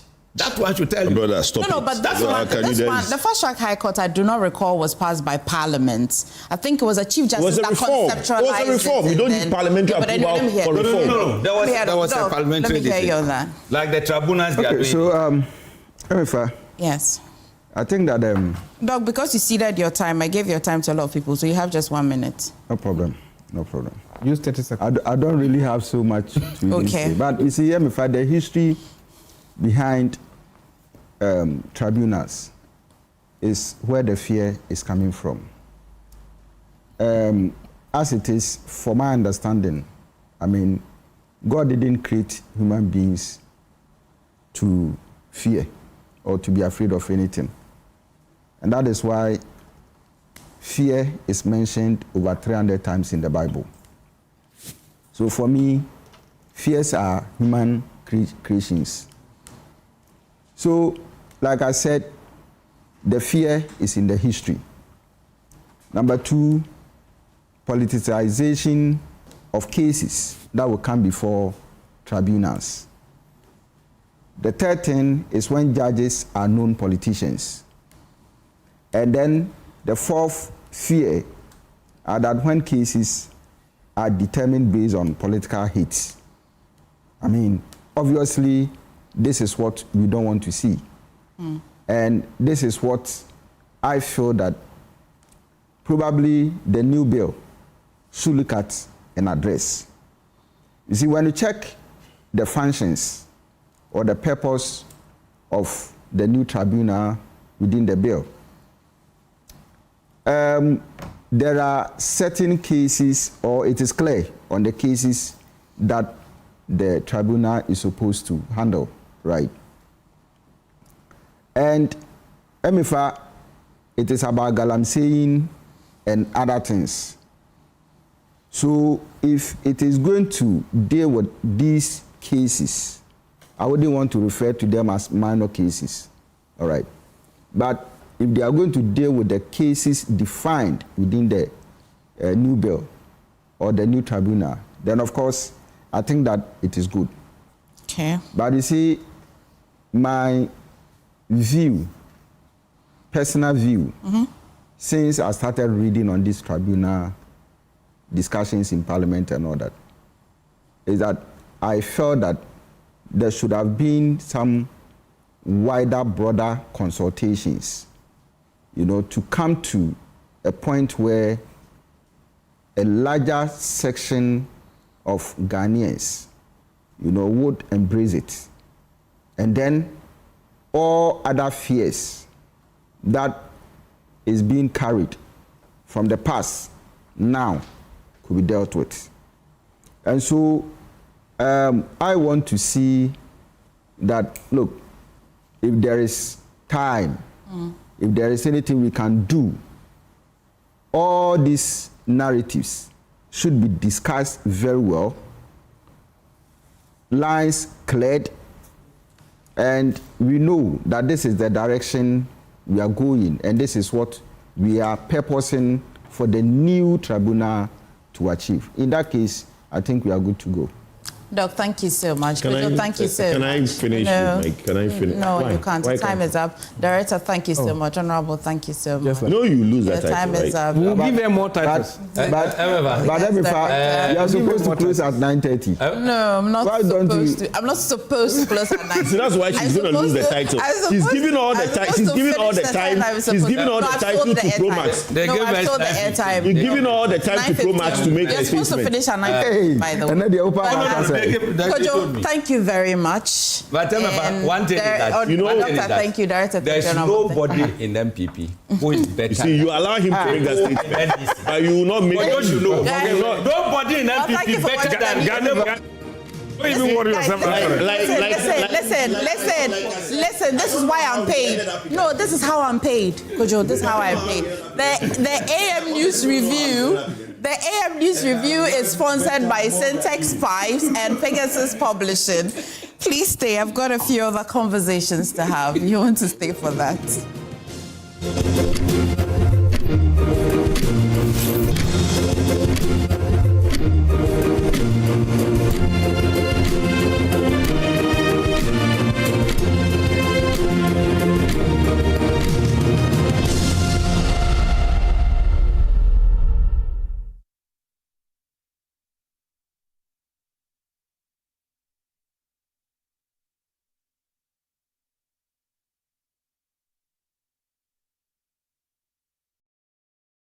Missed passes?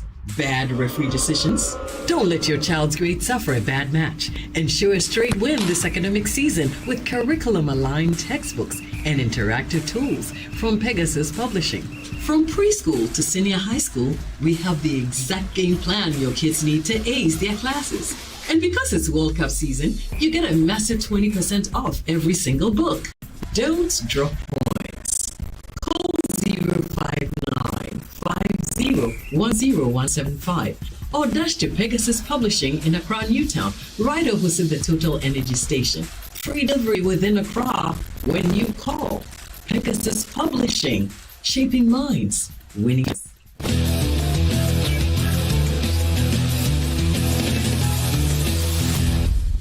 Zuera Mohammed Ibrahima, the Honorable Member of Parliament for the good people of the Salaga South constituency. My constituency in Salaga South, you know how far we've traveled. We traveled this path together, and you know me better. And I know You can go anywhere in this world, thump your chest and say, our member of parliament's democracy is not for sale. She's never sold it and she will never sell it.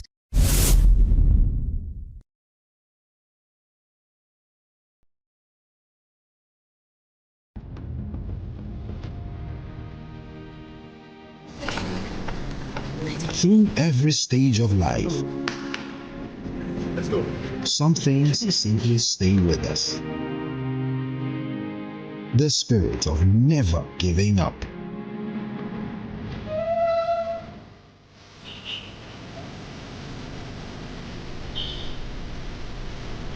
A throwback to a bygone era.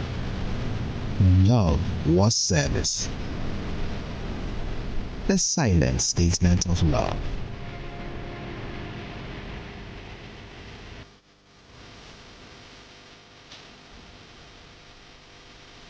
A thoughtful gesture that deepens bonds, balancing work and life. Every drop refreshes, every sip hydrates, just as it should. I am awake, one for life. Drink water, drink awake. Supporting the National Cardiothoracic Center. This advert is FDA. Now let me share my wildlife experience with you at Safari Valley Eco Park. Welcome to Safari Valley Eco Park. Our electric shuttle pulled up and in no time our tour began. We were surrounded by wildlife from the moment we entered the Eco Park. We were greeted by experienced tour guides who took us through orientation and how to better enjoy the experience. Watch these animals roam freely in their natural habitat undisturbed by our presence. We saw zebras, sable antelope, brown crane, mara, silky chicken, nyalas, Shetland ponies, and so many animals I just couldn't keep up. Our tour guides taught us so much about the wildlife, their behavior, and how to interact with them. I even fed them. We also went fishing on a man-made canal. Then we took a break to have lunch in this serene environment. All this amazing experience for this price for adults? This price for teenagers. It's a bargain. As the sun began to set, it was time to go back home, but not before dinner by the campfire. It has been a thrill of a lifetime, and I can't wait till my next visit. Safari Valley Eco Park, bringing you closer to nature. Step into a universe of play. Explore games for every taste and find your favorite way to play. The excitement starts here. 1x Games on 1xBet. A world of games, wherever you are.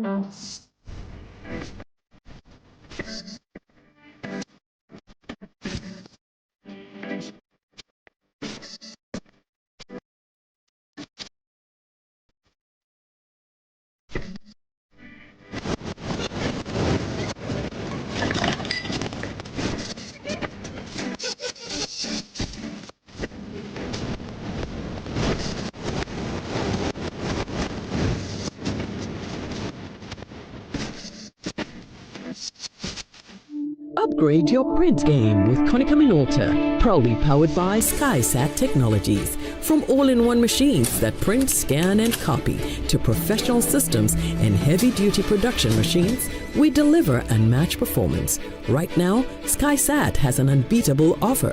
1 entire year of free servicing on all Konica Minolta machines. That's 12 months of expert maintenance for new and existing customers. Visit our new VIP print center at Pegasus Place, Airport Residential Area for a live demonstration. Call us on 050-164-5180 or 0302-798-829. Again, it's 050-164-5180 or 0302-798-829. SkySat Technologies. Performance that delivers every time.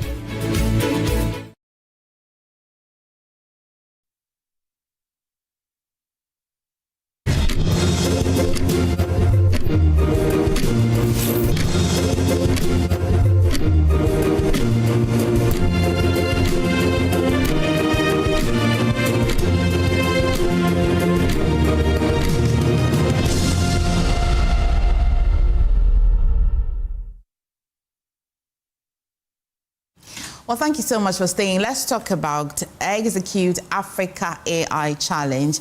And joining us this morning is Emily Fiagbeji, AI Startup Program Director.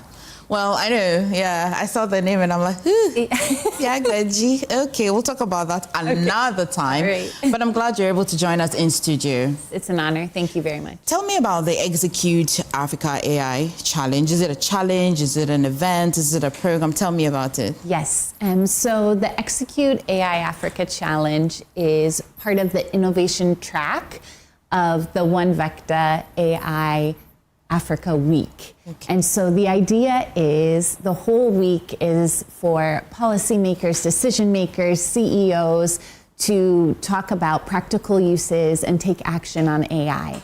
And we want to bring in the youth and demonstrate the amazing things that the young adults on this continent are already building in AI.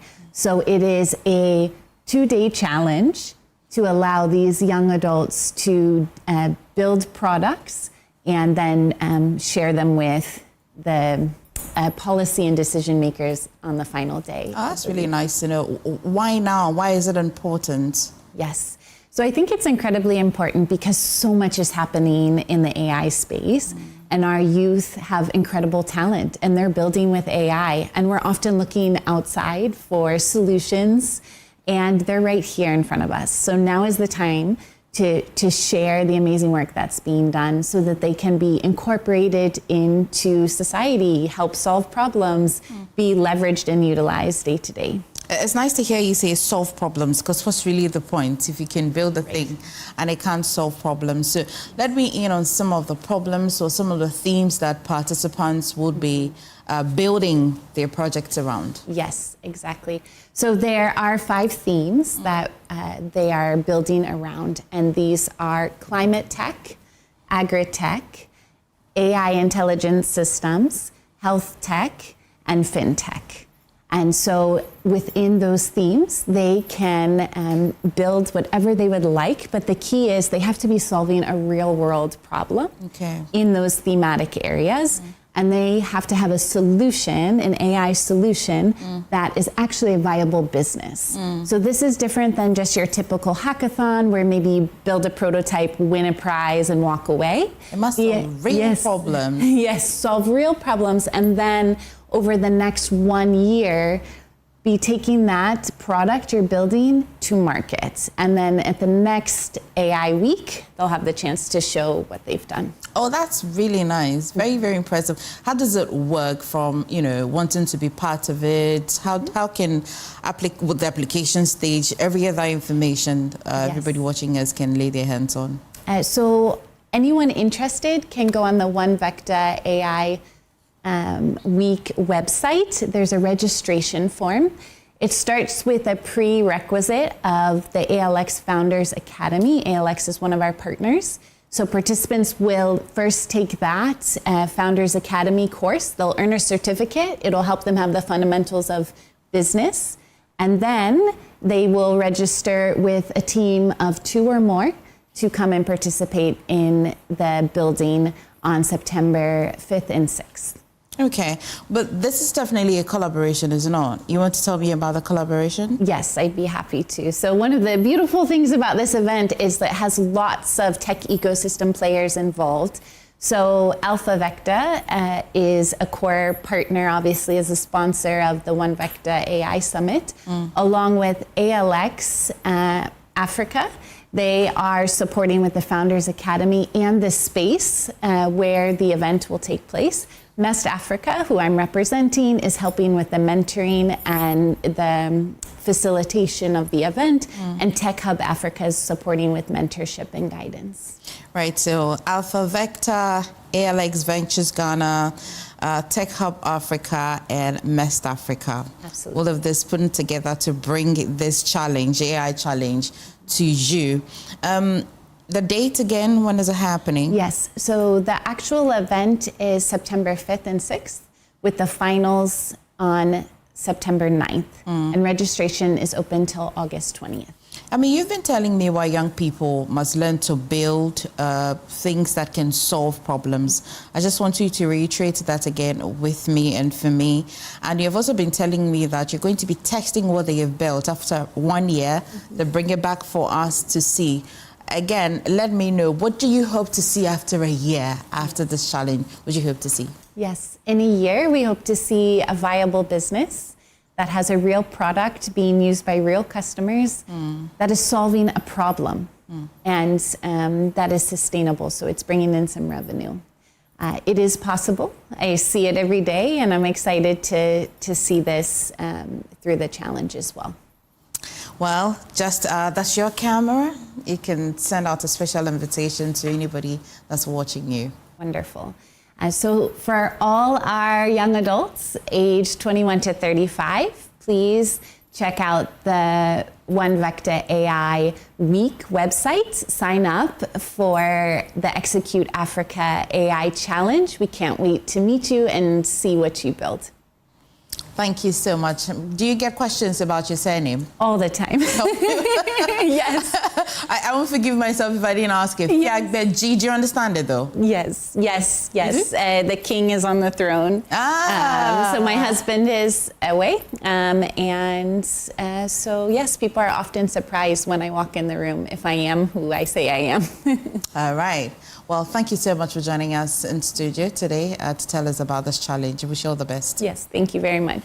Well, stay with us. Today we want to hear from you, but just before we do that, 6 months pregnant Esther Bamusini still walks into Kindange DA Basic School in the Savannah region every day, a trained teacher voluntarily without an official posting. She and her 2 other teachers managed 227 pupils in a school whose roof was only repaired after sustained community pressure on the district assembly. And Emmanuel Jivenu has more in the 7th episode of Crumbling Start Season 2.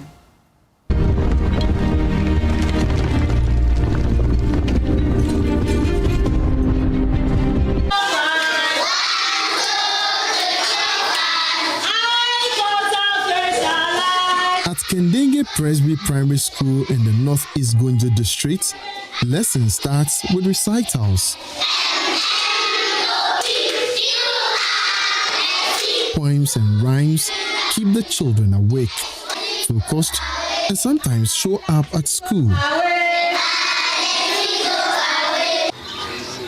In this rural community, keeping children in school takes more sacrifice. 6 months pregnant Esther Bamusani still walks into the classroom most mornings. She is a volunteer teacher here. If she does not come, some of these children may not learn at all. When I was growing, I liked children. So whenever I see children, I feel like being with them. I came here to help them with their volunteering again. And at first they were helping, but it comes to a time they stop. But because I still have love for the young ones, I still do the work. Esther holds a diploma in basic education from the EP College of Education in Bimbala. But more than 8 years later, she still has no official posting. Because of the financial problem, that's why for the lances I couldn't write up to now. But I don't have anything doing that can support me to write it. Esther's presence makes a difference in this classroom. But the needs of the school are much larger than one person. With more than 200 pupils in the school, the shortage of teachers have stretched the staff thin. The teachers are not enough. So sometimes I will feel like stopping because there is no any help for that. And other time when I see that the children are just hanging like that, I feel like coming back. So the other time I just stopped totally. And the headmaster asked me why I was helping the school and I stopped. I said yes. Go and sit down. Go and sit down. Just because I'm not getting any help. She usually comes and handles the KG, the young ones. And if you look at our enrollment structure, that's where we are getting them more The school is not adequately staffed. We are 3, handling about 8 classes. A few years ago, the school faced an even bigger challenge when the rainstorm ripped off the roof of the school block. It was in June that we had a heavy rain downpour. So this particular part was ripped off. Every time the rains gather, teachers and pupils worried about what might happen next. Determined to change the situation, community members, supported by citizen journalists under the Citizen-Led Action for Educational Accountability and Responsiveness, the CLARE project, began drawing attention to the deteriorating roof and pushing for action. They engaged the district assembly, kept the issue on the agenda, and rallied support within the community.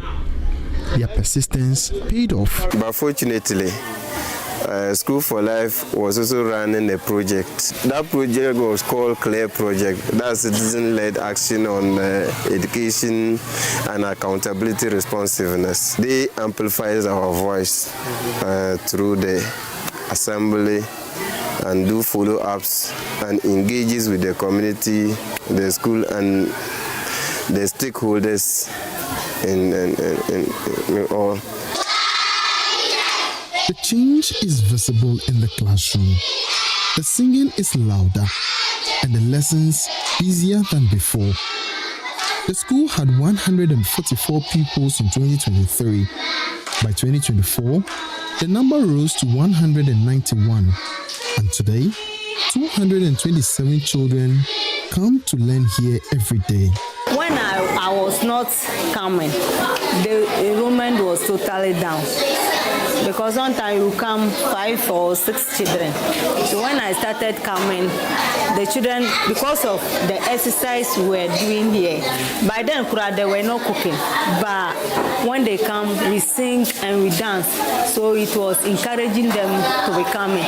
So the enrollment was increasing up to the total of numbers now. But the growing number also means more pressure on the few teachers left. And often, Esther fills the gap.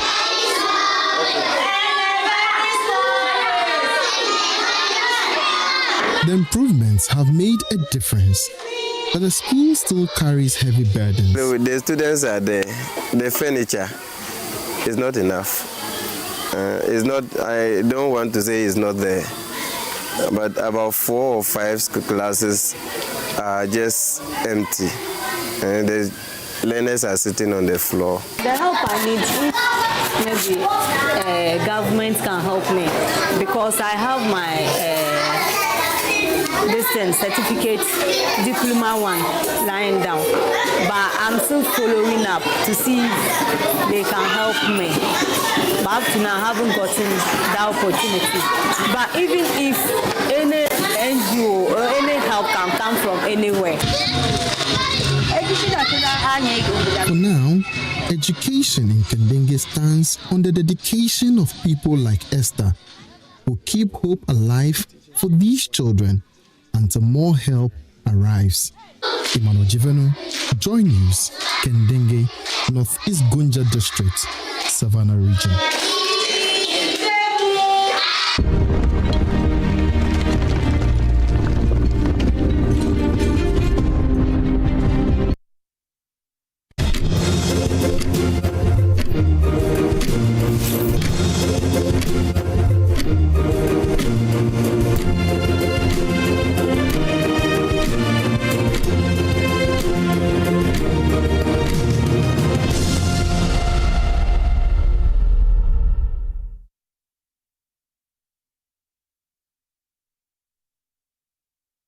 So thank you for staying with us all through the show, but it's time to have your say, particularly on the Wontumi matter. So the Ashanti Regional NPP chairman is serving up and now 20 years in matters relating to illegal mining. A lot of matters arising out of that. The NPP considers that it's not fair. They also consider him as a political prisoner. What does that even mean? But what do you say? How do you feel about the 20 years? Is it too much? Is it too small?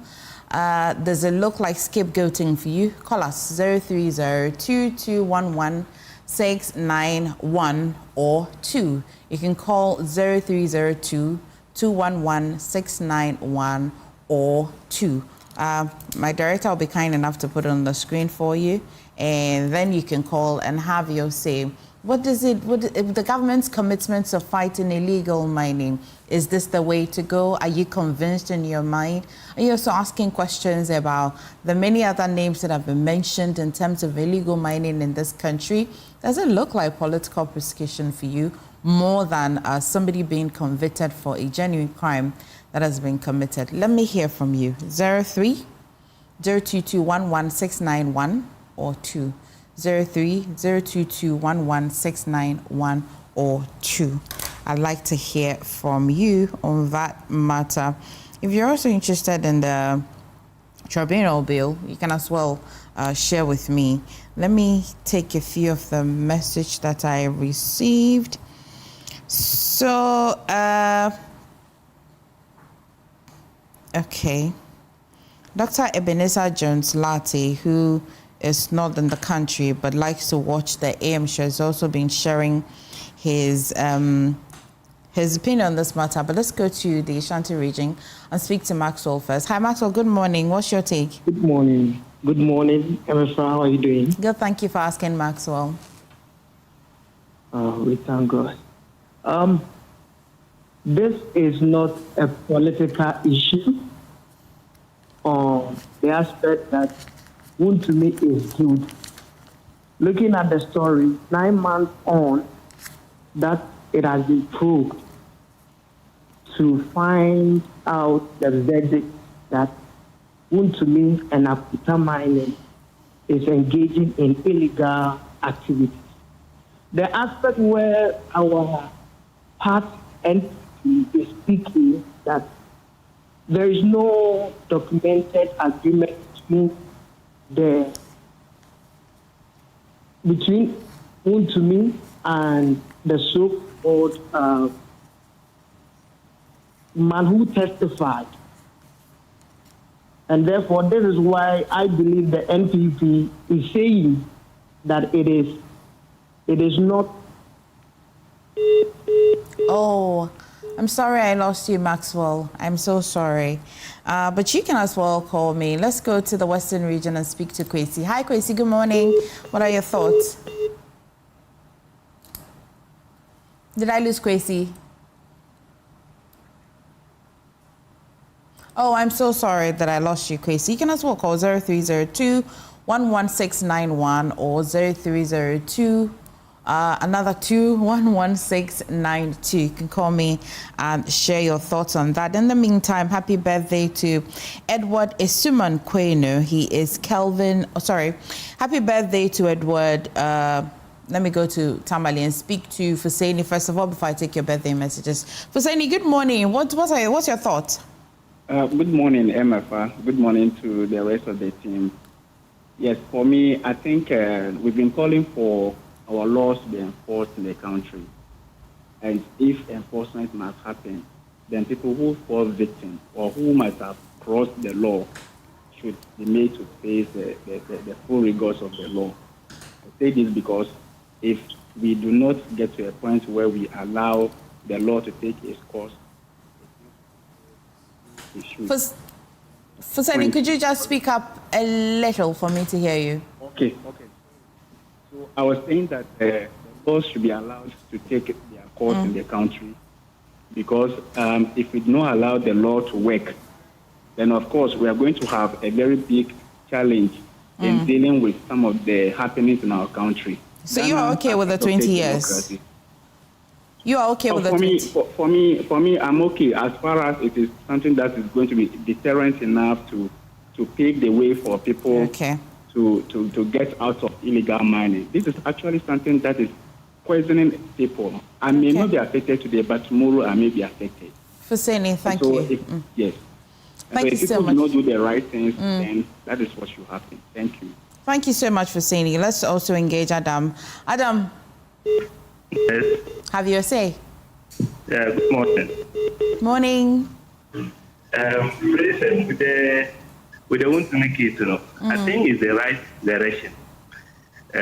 Because when you look at those people, the way they spoil the water reserve and the forest, I pray all the government, and even if you have a mine like in Guad, that decide that they should follow the safe and deterrence other women. They are finished for this day. As a result, Adam, I am sorry. The network is not my friend this morning. I apologize. But I think I heard a bit of what you said. I don't know. Maybe try again, Adam. Can I hear you? Unfortunately, I'm sorry that the line was not able to help you have your say today. We'll work on it, and subsequently you can have your say on matters. But happy birthday to Edward Esuman Kweno, Kelvin Koranchi Kobina, and everyone at Maker's House Chapel. Well, everyone at Maker's House Chapel there is celebrating their birthday. Are you all celebrating your birthday at Maker's House Chapel? But by the way, happy birthday to you, Edward Esuman Kweno and Kelvin Koranchi Kobina. Have a good one today. Well, thank you as well for making a date with us here on the AM show. Please stay for Joy News Desk as well for Midday Bulletin. I am Emefa Akosua-Addo, and I did this with Samuel Kojo Brace, the Hunter Pele.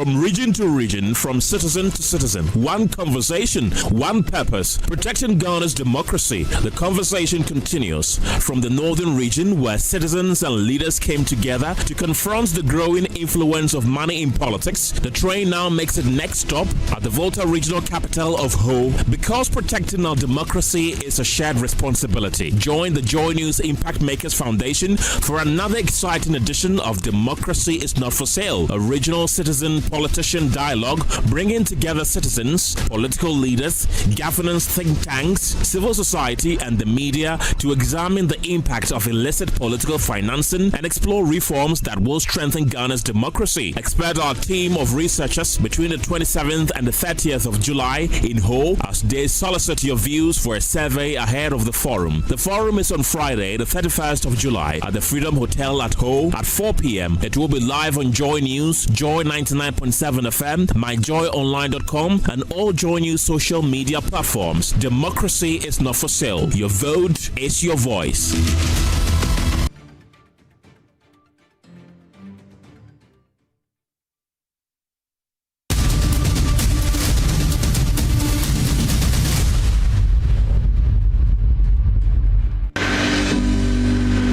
On how to deal with rising temperatures? How about the threats posed by extreme weather to livelihoods and food security? Guess what? There's hope. Farmers are adapting. Innovators are finding solutions. Communities are building resilience. Organizations are leading change.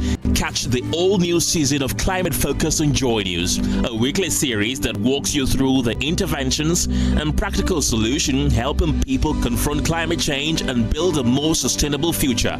Climate Focus every Thursday in all Joy News bulletins, radio, TV, online, and digital media. Climate Focus is brought to you by Joy News in partnership with CDK and Ghana, Beyond the Science, and the Ministry of Foreign Affairs of the Netherlands and the International Development Research Center, IDRC, Canada.